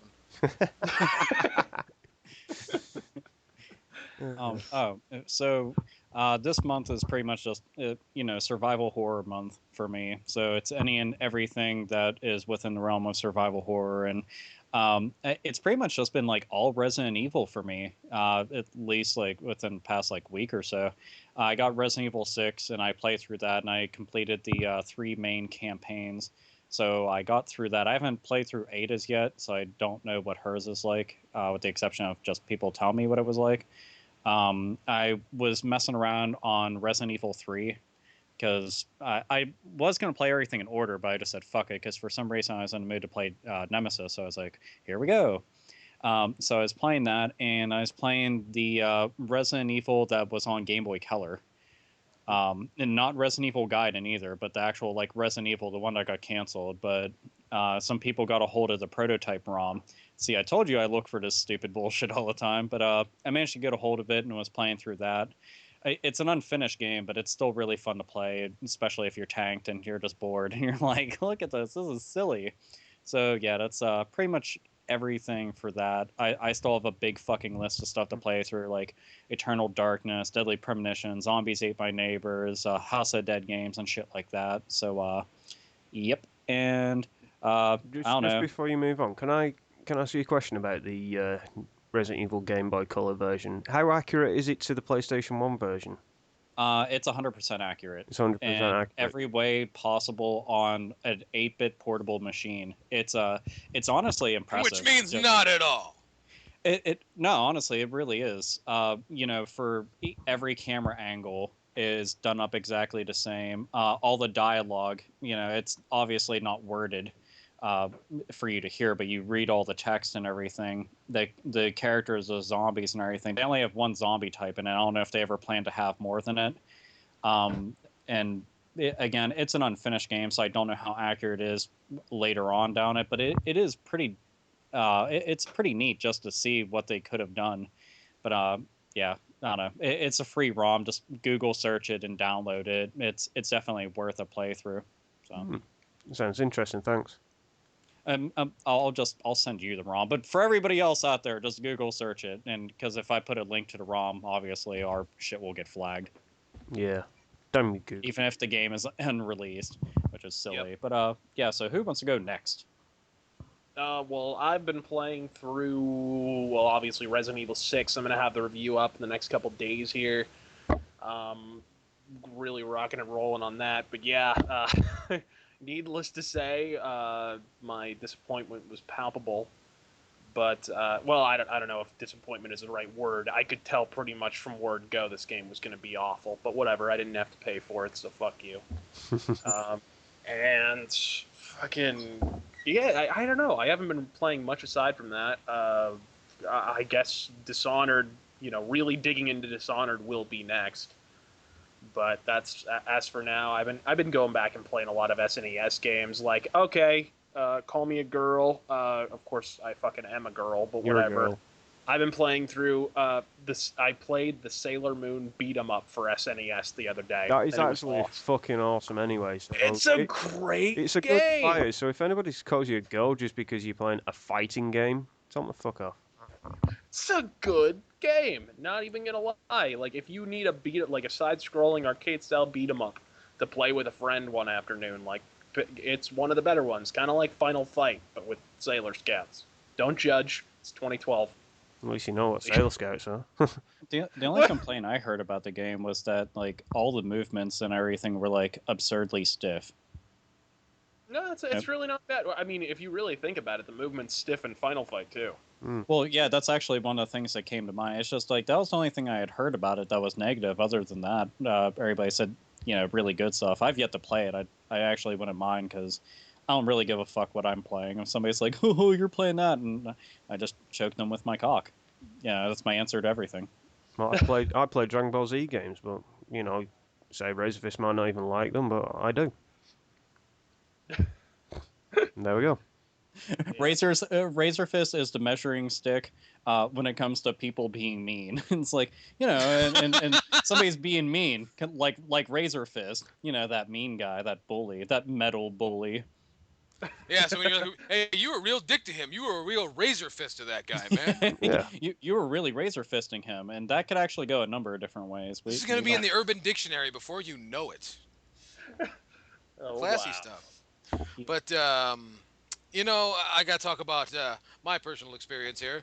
And I have not played the games that I expected to play this month. I've been working on Luigi's Mansion, but not getting to it as much as I'd like to. It's been a really busy month, and I'm sad about this. And I found out that apparently a girlfriend from years ago ripped off my copy of Eternal Darkness. And I know, and so I'm going around all the game shops trying to find another copy because I refuse to go to eBay, and I can't find it anywhere. And looks like my plan for the Monster Mash 2012 of playing, and doing a somewhat decent review or my experience with Eternal Darkness has failed, and it's very sad. Don't be defeated yet. Go to Amazon. I refuse to go to Amazon. I'm not going to go that route. I'm doing what I can. However, in the interim, I, like Razorfist, have gone back to the Super Nintendo, and I've really been working on an Atlas game for the Super Nintendo called Run Saber, if anybody remembers that. Very similar to I would say, a cross between Ninja Gaiden and Strider. Really interesting game. Run Saber? Run Saber. On PS1? No, on Super NES. Oh, Super. Okay, I was gonna say, I don't know why. I was just like, man, that sounds. Sorry, my mind got completely fucked there for a sec. I was just whoa. If your mind keeps going like that, imagine what's happening to your liver. Yeah, I don't need it anyway. It's just there for show. That's good. And the other one I've been working on is Super Ghouls and Ghosts because why not? It's just awesome. It's just awesome. Dude, that's Oh man, I love that game, and I also love Ghosts and Goblins. Like, just really, really good stuff. I remember when Maximo came out. Did you ever play that? Oh, Maximo. That Um, Maximo versus the Army of Zim was a good one as yes, well. yes, yes, I did. Yeah, Maximo's like, technically like the sequel to Mhm. that whole thing. But that I was real excited when that came out. But yeah, those games are they're awesome as hell. But holy shit, they will They're beat freaking your fucking ruthless. ass. They are Like, those those are games derived directly from the old age of arcade that was designed to do nothing but suck your quarters. dude, I still say the first one by far is still the most evil, just because of that bullshit of you have to go through the game twice. Yeah, And, fuck that shit. and going through it once is already a fucking chore. Twice though, my god, that's fucking brutal. But I give you credit. Those are good choices, man. Very good No, stuff. it's all I could throw together on such short notice, and I'm really bummed about Eternal Darkness. And if I find that fucking bitch, I'm gonna knock her teeth. Wait a minute, this could be construed as evidence, so I'm gonna go ahead and stop. No, Um, just power bomb. I power bomb through a fucking table because, as I know, all the haters of the Hater Nation, they want tables. It, Yes. See, they want tables, and so Tables. we're gonna bring them tables. it's Let me gonna see. be Magnus, get the table. That's exactly what it's gonna be. You'll struggle a little bit because Jim Sterling will be on it, but that's okay. We'll get through it because we're the Only hate. the Japanese, only a Japanese table will be able to support him. Figured they need like a Norwegian table or something, made of stone. No, I wonder, But the IGM building. I wonder if that's actually built like a Japanese house. Where they all float and it's got that big pole in the middle. So then when he walks, it just shakes from side to side and it doesn't topple over. yeah, That there it is might no be. way paper walls are keeping Jim Sterling's ass inside. no, I'm sorry. I'm pretty sure that the same people that built Jim Sterling's house built the Pentagon. I think they just built Jim Sterling. What? We must manufacture this. Never mind. It's this fat asshole who will tell everyone he will show us the way. I like to But think that he wears Sherman tanks as roller skates. like in Rampage. I'm sure they're M1 Abrams that he walks in. Oh boy, we're gonna get sued. Anyway, oh, you know what? It's time for the Hate-Bit Retrospective. Did we say we were gonna have one? Well, too bad. You were ill prepared. It's time for the Hate-Bit Retrospective at Razorfist Behest. We're gonna talk about the scariest levels of any video game ever that come to mind. And Yes. please share with us your experiences down below in the comment section. We'd really appreciate it. So Razorfist, get us going, man, because you seem to know some scary goddamn shit about video games. Oh man,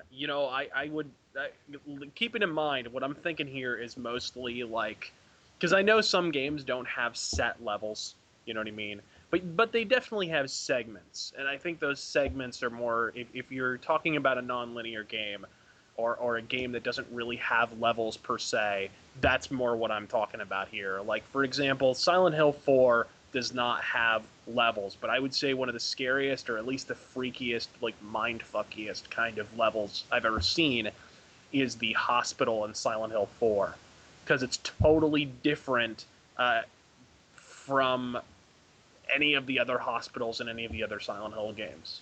Those ones are just kind of spooky.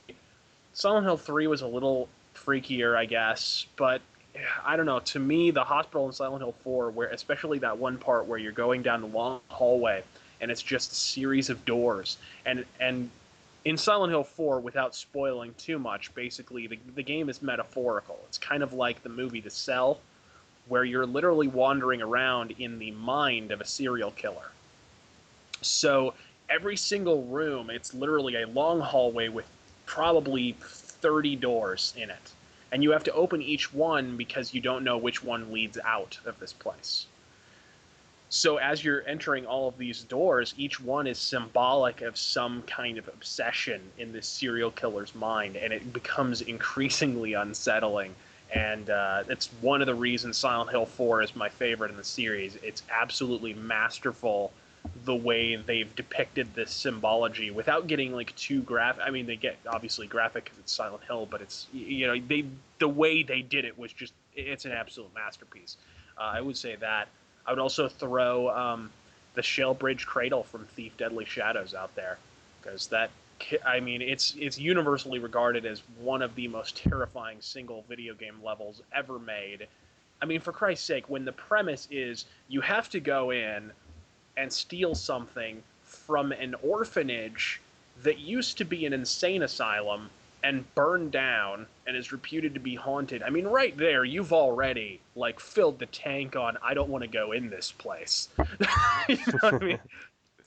But like, so it's executed brilliantly. I think it's actually, you know, a lot of the thief elitists will say the Return of the Haunted Cathedral is better.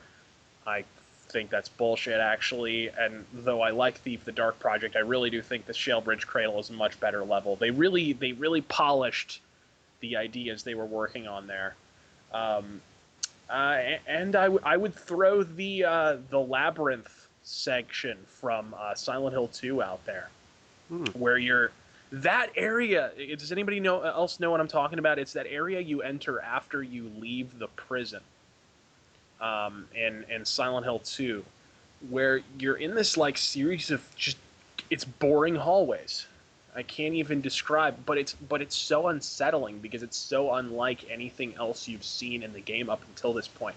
And it's clearly kind of symbolic of James's sort of mental gymnastics. He's trying to get away from the truth. You know what I mean? But it's like just the way that it was handled, and then when you go down those ladders and all of a sudden Pyramid Head is walking around like patrolling down there and you totally shit yourself. It's a really good game. So yeah, let's throw it to Sainted. What about you, man? What are the scariest levels you've ever played? I can go with scariest moments more than scariest game levels, but I'd say I used to be a PC gamer a few years ago, and I was playing like Fear and Doom 3 and all those sorts of games on there, where they actually used Fear to actually make you play the game longer. And Doom 3 was a good example because you had to switch between your torch and your pistol at the beginning of this game, and you were genuinely scared. You was like, well, something's going to come out of me at one point or another, and it was always playing on how you were playing the game. Somebody turn your phone off.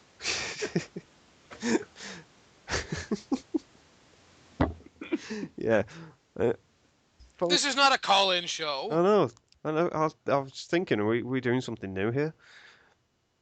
Yeah, so the way Doom 3 for me, it actually just it plays with your mind. It plays with like there's something going to come out at some point or another, and then it does, and it makes you shit yourself.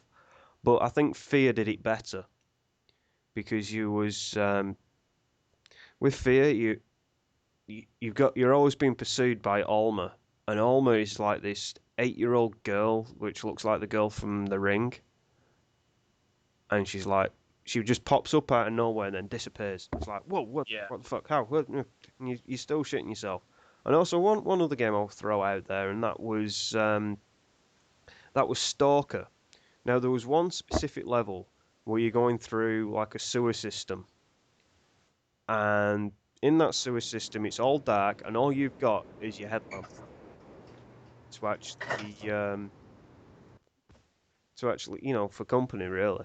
And there's like these. Best way I can describe them is chimpanzees with fucking with like a old Russian gas mask on, and they come at you from every angle, and you just can't see where they're coming from because you've no radar. They're just coming out of everywhere. You name it, they're coming for you. And when they kill you, you're thinking, whoa, what the fuck happened there? So those are some of my scary moments in games. I don't need to pass it on to. I'd say Alpha, you take over. Fuck. This guy knows fucking scary stuff, so watch out. Oh no. There's a bunch. I'm not gonna go into a bunch of detail, but I'll just name off random areas.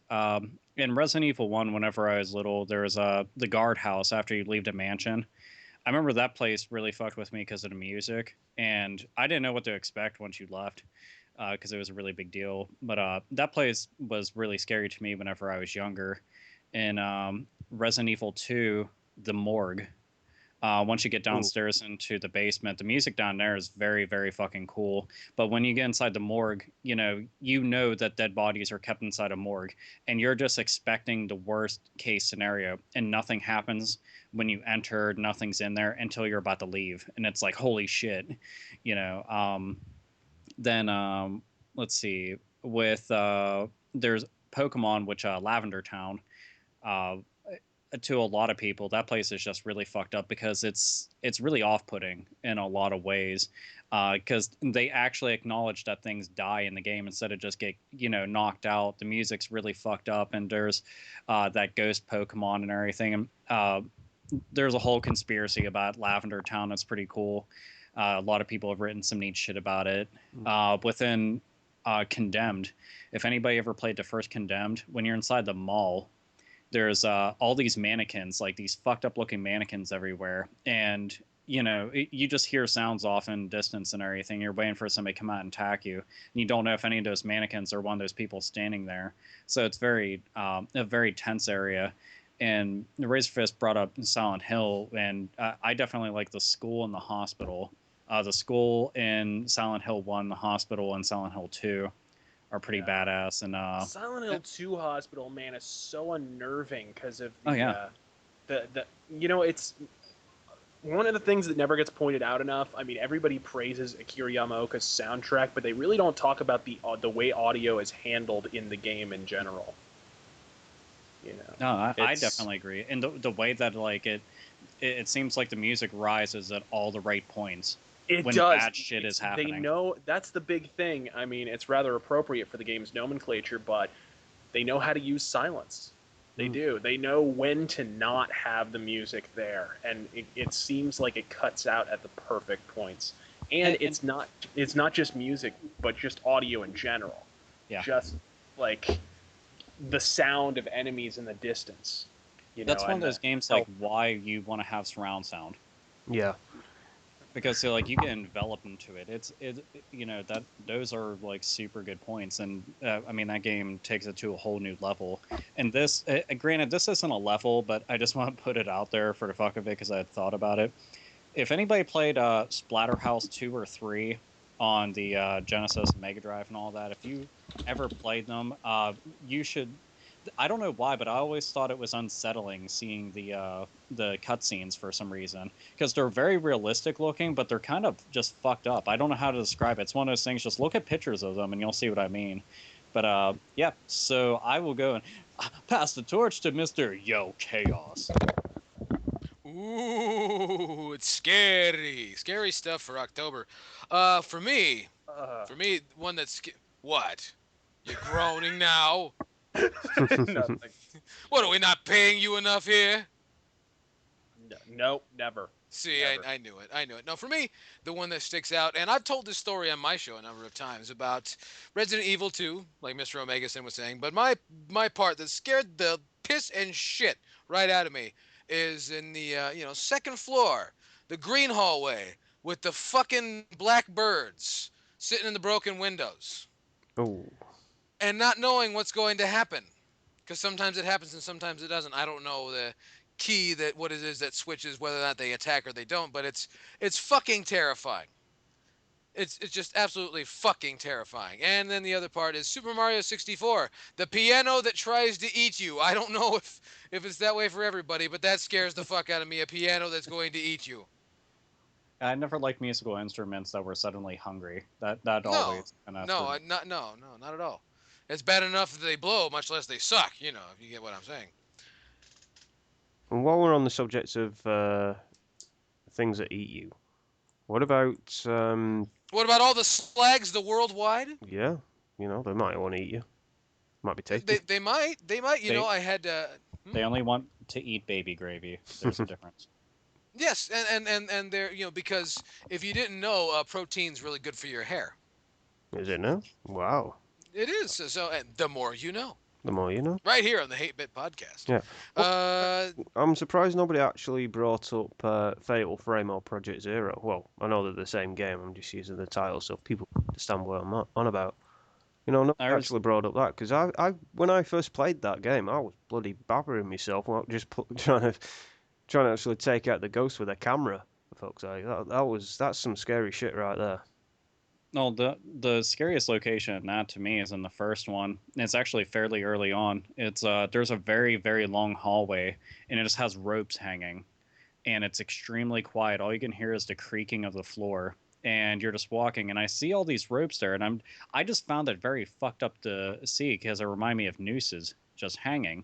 And you're walking, and at the very end of it, a non like they have ghosts in the game that don't actually attack you, and they just have a ghost go by out of nowhere, and you're just waiting for something to come attack you, and that just walks by, doesn't attack you, but it's one of those things, it just fucks with your head. Now you're like really on edge, but nothing's happening. So it very good on a psychological level with something like that. Oh, and the Nemesis chasing after you in Resident Evil 3. Yeah, that that shit was, oh my god. Anytime that I just heard the door opening, stars, and I'm like, no, and then rockets are flying around, and he's running over, ready to fucking pick you up and choke a bitch, and poor Jill. Oh, Poor no. Jill. What about scariest moments in non-scary games? Like there are some genuine like horror elements in some games that are not necessarily horror. Like, well, I mean, the example that I brought up earlier, Thief is not a horror game at all, but they have some of the scariest levels you'll ever play in your entire life. And I think the fact that the game isn't horror actually feeds into that. You aren't expecting it because you're cruising along, and then it gets amplified by the fact that the entire game is based around tension and atmosphere. So it's like I brought up Pokemon. Haha, my contribution. No, I would say one scary moment I would have to say, even though it's not a stage, but I don't know why, but anytime then the old Sonic the Hedgehog games, when you're drowning, that music that starts playing, I've never had music made my heart beat so fucking fast, and like my hands go so fucking frantic to just want to get out of a situation than that music happening. So I was like, oh my god, I'm gonna drown, I'm gonna die, fuck no, fuck. And then back at the beginning in a stage. Music like that is why old people shouldn't play video games. Yeah. What's that? Your pacemaker is acting up. Oh, sorry about that, Grandpa. Shouldn't play Sega Genesis. It's all that blast processing. Just blasting that poor bastard's heart to oblivion. Oh, gosh. So do you guys got any areas in non-survival horror games that you want to toss out there?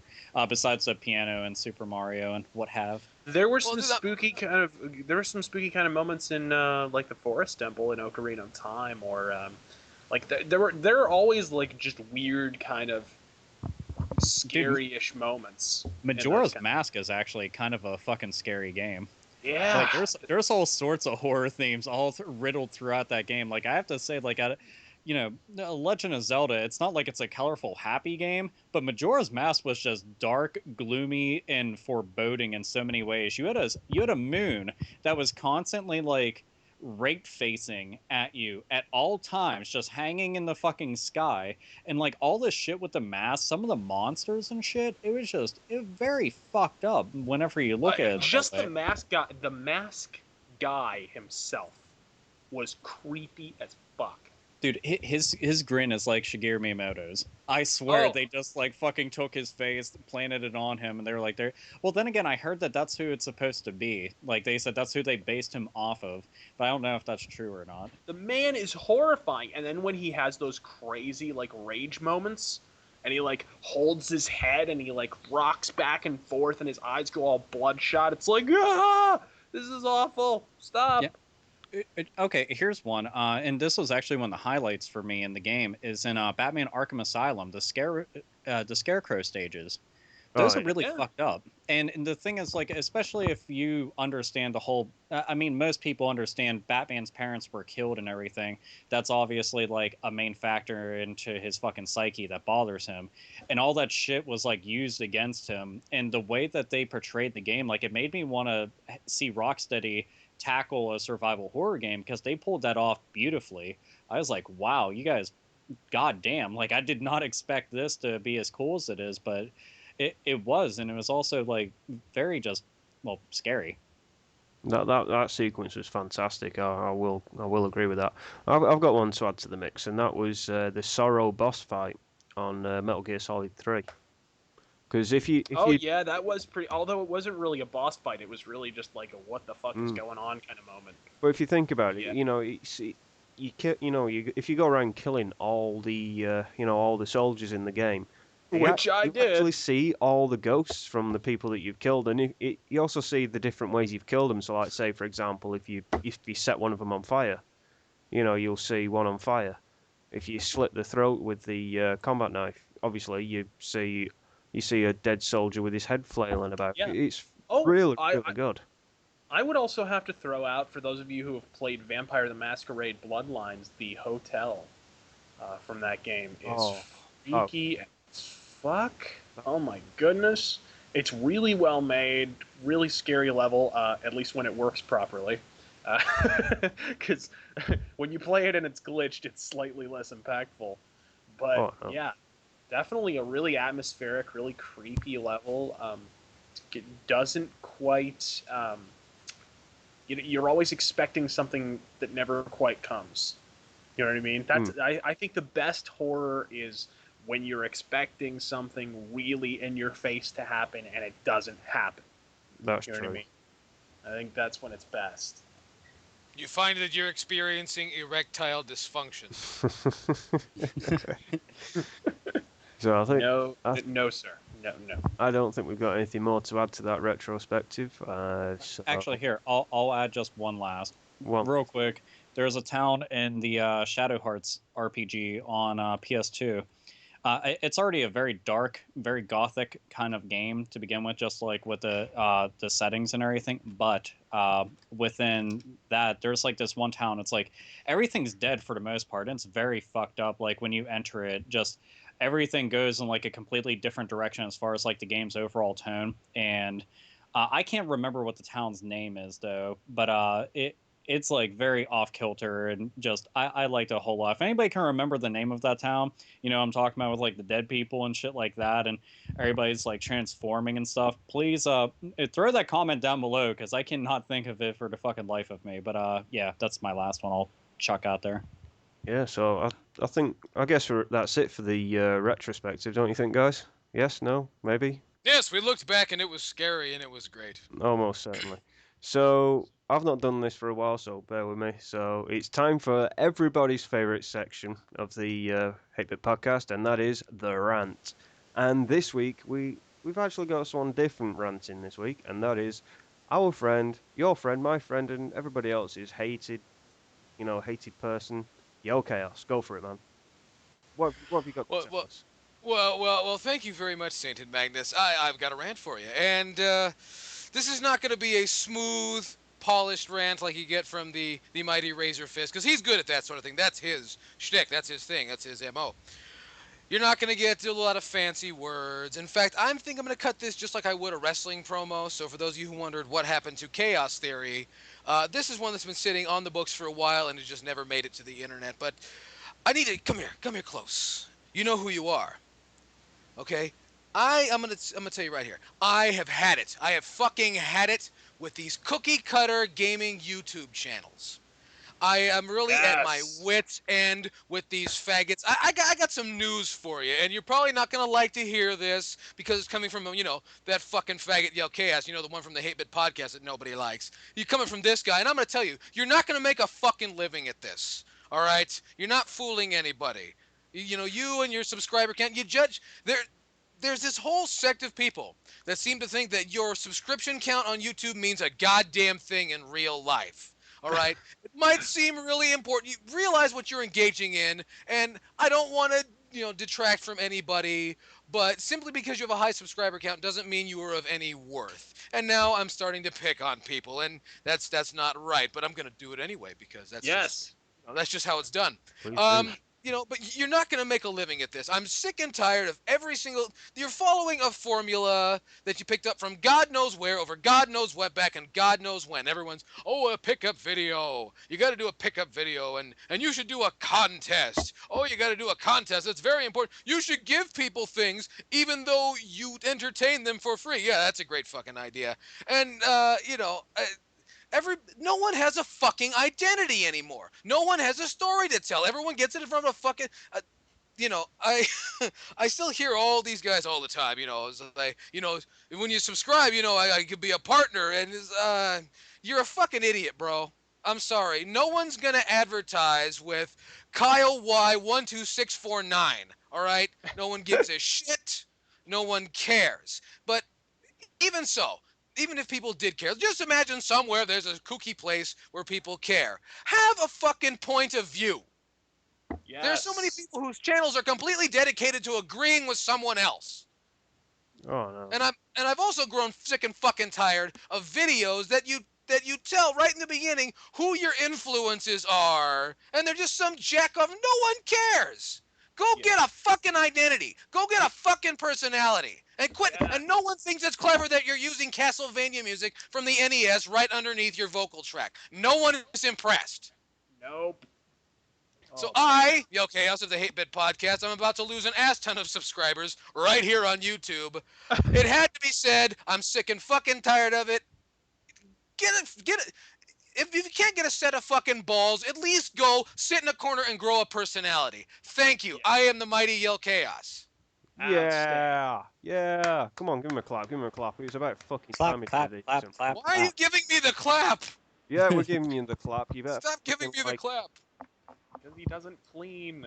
No, so that, yeah, absolutely, 100% agree. And one of the things here's your rule of thumb. If you're thinking about getting into YouTube and you're inspired by someone on YouTube, don't do it.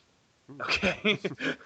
That's my rule of thumb. If you're inspired by someone on YouTube, then all you're doing is you are furthering the echo chamber effect, basically. Absolutely, and it's I find it much in line with, I got out of heavy metal. I got out of playing heavy metal semi-professionally, because there's not really any money to it. You know that, Razor Fist. Absolutely. There's no, especially where we are, the Western United States, there's no money to be fucking made from here. If you don't have music that goes well that comes out of a fucking iPod, no one wants to hear from you. So, I came to YouTube. And what did I find? The same exact group of jackoffs. They're just all different, who think somehow they're going to make a living by making faces on YouTube. Well, everybody automatically thinks that as soon as you put up a video on YouTube and you have what, one advert on your fucking video, you think you're gonna make it a career. Well, here's a newsflash, folks. It's not a career. It's not a viable career option. It never will be a viable career option. And if you want it to be a viable career option, you need to get your channel to the levels of Ray William Johnson or some other fucking YouTube sellout that nobody gives a flying toss about. Yep.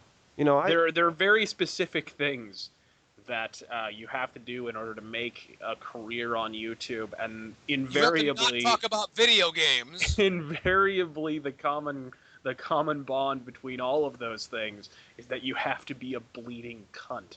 All right, that's basically the long and short of it. You have to sell your soul. You have to have deceptive thumbnails on all your videos, and you have to talk about what Paris Hilton wore to the Oscars. Like, it's just you have to your soul has to excuse itself and leave the fucking room. No, tell me, Razorfist, do you mean bleeding from menstruation or bleeding from injury? No, I was talking bleating, actually, as in sheep. Oh, bleating. Oh, damn. I was hoping I got all my hopes up. I'm terribly sorry. No. Poor Chaos. No, but there's one thing I don't understand is what everybody expects that they're going to get a partnership as soon as they hit a certain number of subscribers. Well, here's another piece of news. It doesn't happen as simply as that. And those people that go on to Machinima or TGS or whatever they want to fucking go on, you still got a quota of videos to make. And if you're not an interesting son of a bitch, then you're not going to make anything. Yeah, my best advice that I can give, and I think all of us can give, is if you want to make a living on YouTube, don't. Here's an idea. If you want to make a living on YouTube, go out and get a fucking job. For lack of better terminology, this is like an art form. I'm not going to sit here in front of you people and suggest that what I or any of us do is art. But you have to love it. You have to die for it, because otherwise you're just plain not here. The way you wonder why your favorite YouTube personalities don't come around as often as they do? Why? They're fucking over it.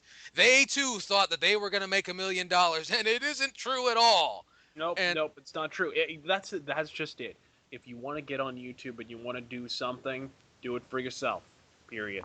Absolutely. Do it for your own enjoyment. And if people want to come along for the ride, that's cool. You know what I mean? Like it'll be nice. Maybe you'll get an audience. Maybe you'll have a little bit of extra money. Maybe you'll have enough to buy a Big Mac. You know what I mean?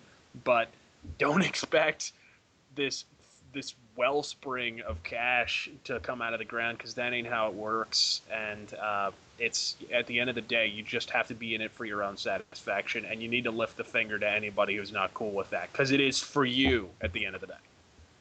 Yeah, you know, the one thing, like, I haven't said a lot, but the one thing that I get asked a bunch, which I think is a preposterous question, is how can I get famous? And I don't know how to answer that because I'm not famous. Well, I'm a ask dude most of the people who are famous. It usually involves taking something in your ass on camera. Well, here's the thing. Look, if you just want to go onto YouTube making video game videos and you're thinking that you're going to get famous, you're really not. Okay, James Rolfe is a Blue Moon type of situation. Okay, he did something that nobody thought up, and everybody else that's going to do it afterwards is just going to live in a shadow. Yep. Okay, and we already have talked about that time and again. And Razor Fist is 100% correct. And when he says, do it for yourself, do it because you like doing it, you should. Are you passionate about games? Do you have an opinion? Do you want to talk about them? Do you want to review them? Do you want to preview them? Do you want to say something? Do you want to show off art? Do you want to show off music? Whatever the fuck it is that you want to do, you ought to do it because you want to, not because you want like an endless sea of fucking drones saying, you know, patting you on your ass and telling you good job. Do it because you like doing this shit. That's like with music. Don't go into it just because you want to make a career out of it and be fucking famous. Do it because you love fucking music. Quit thinking that you're going to become a multi-millionaire and have a fucking gigantic mansion from doing something that's relatively easy because it's in the entertainment field, and do it because you're goddamn fucking into it and because you're passionate about it. That's my best fucking advice. Yeah, and also make sure you have a fucking reality check, because realize that most of the people you know for being famous died at a young age because they got burned out and put a fucking gun in their mouth. YouTube is a form of expression. That's all it is. Sure. Like music is a form of expression. Like art is, that's a form of expression. Yeah, That's all it's going to be. If you make a couple of dollars from it, then that's fine. But don't expect it to be a fucking career. That's what most YouTubers think. You know, think that it's all about. You know, you see, I'm going to bring Acer into this in a way.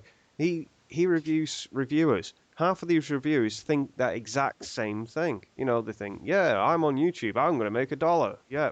Yeah. For what? And more than that, they think they are entitled to making a living off that too. And that's an even more pernicious character flaw that so many of these people have. It's like they think they are entitled to a living. Jay Freedan. But look, and you want to know what? It's seriously, if trust me when I say this, everybody, if you're into what you're talking about and you are passionate about it, then doing this is pretty much like the best form of payment. And that may sound cheesy to somebody, but it's the fucking truth. You know, at the end of the day, like, okay, this podcast.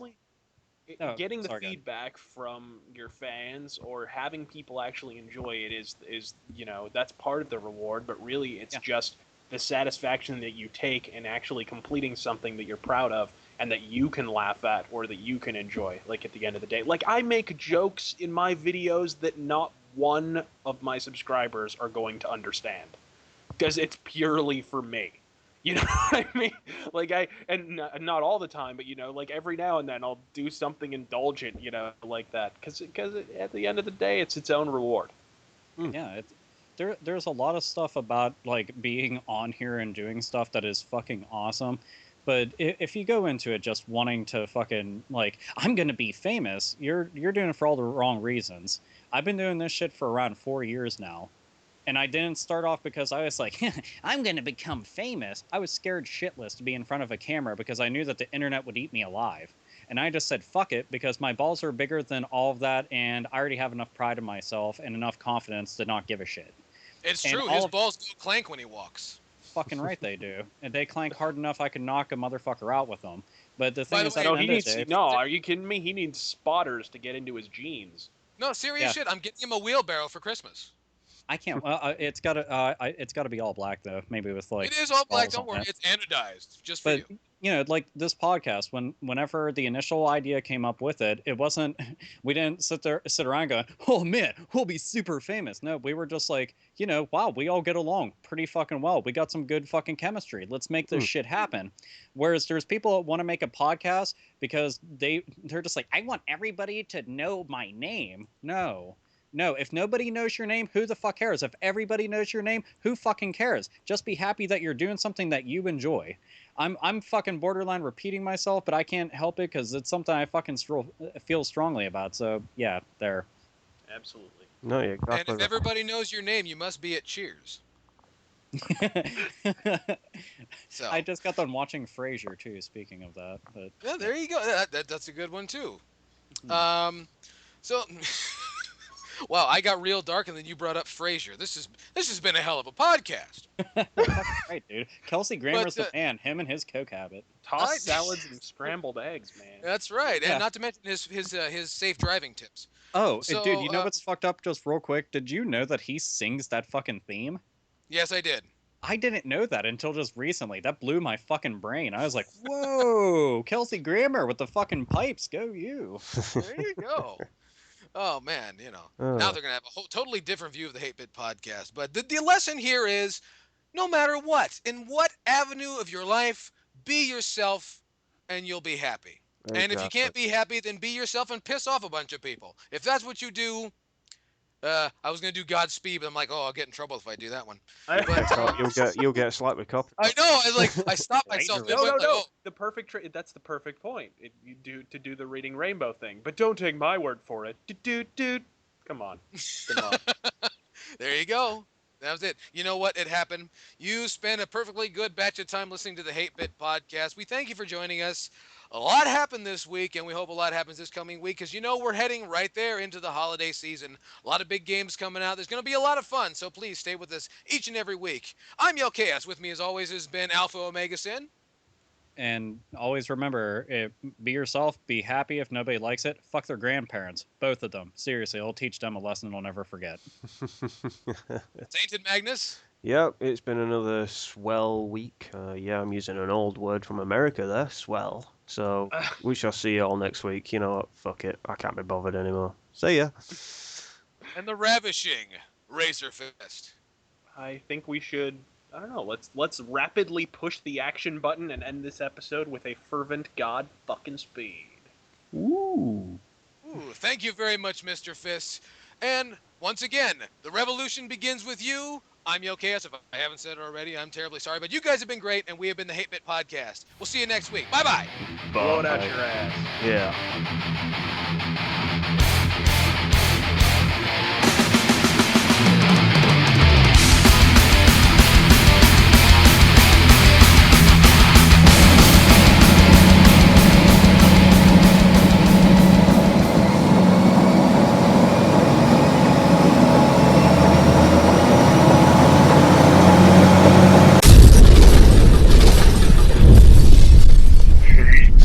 Hate-Bit Podcast.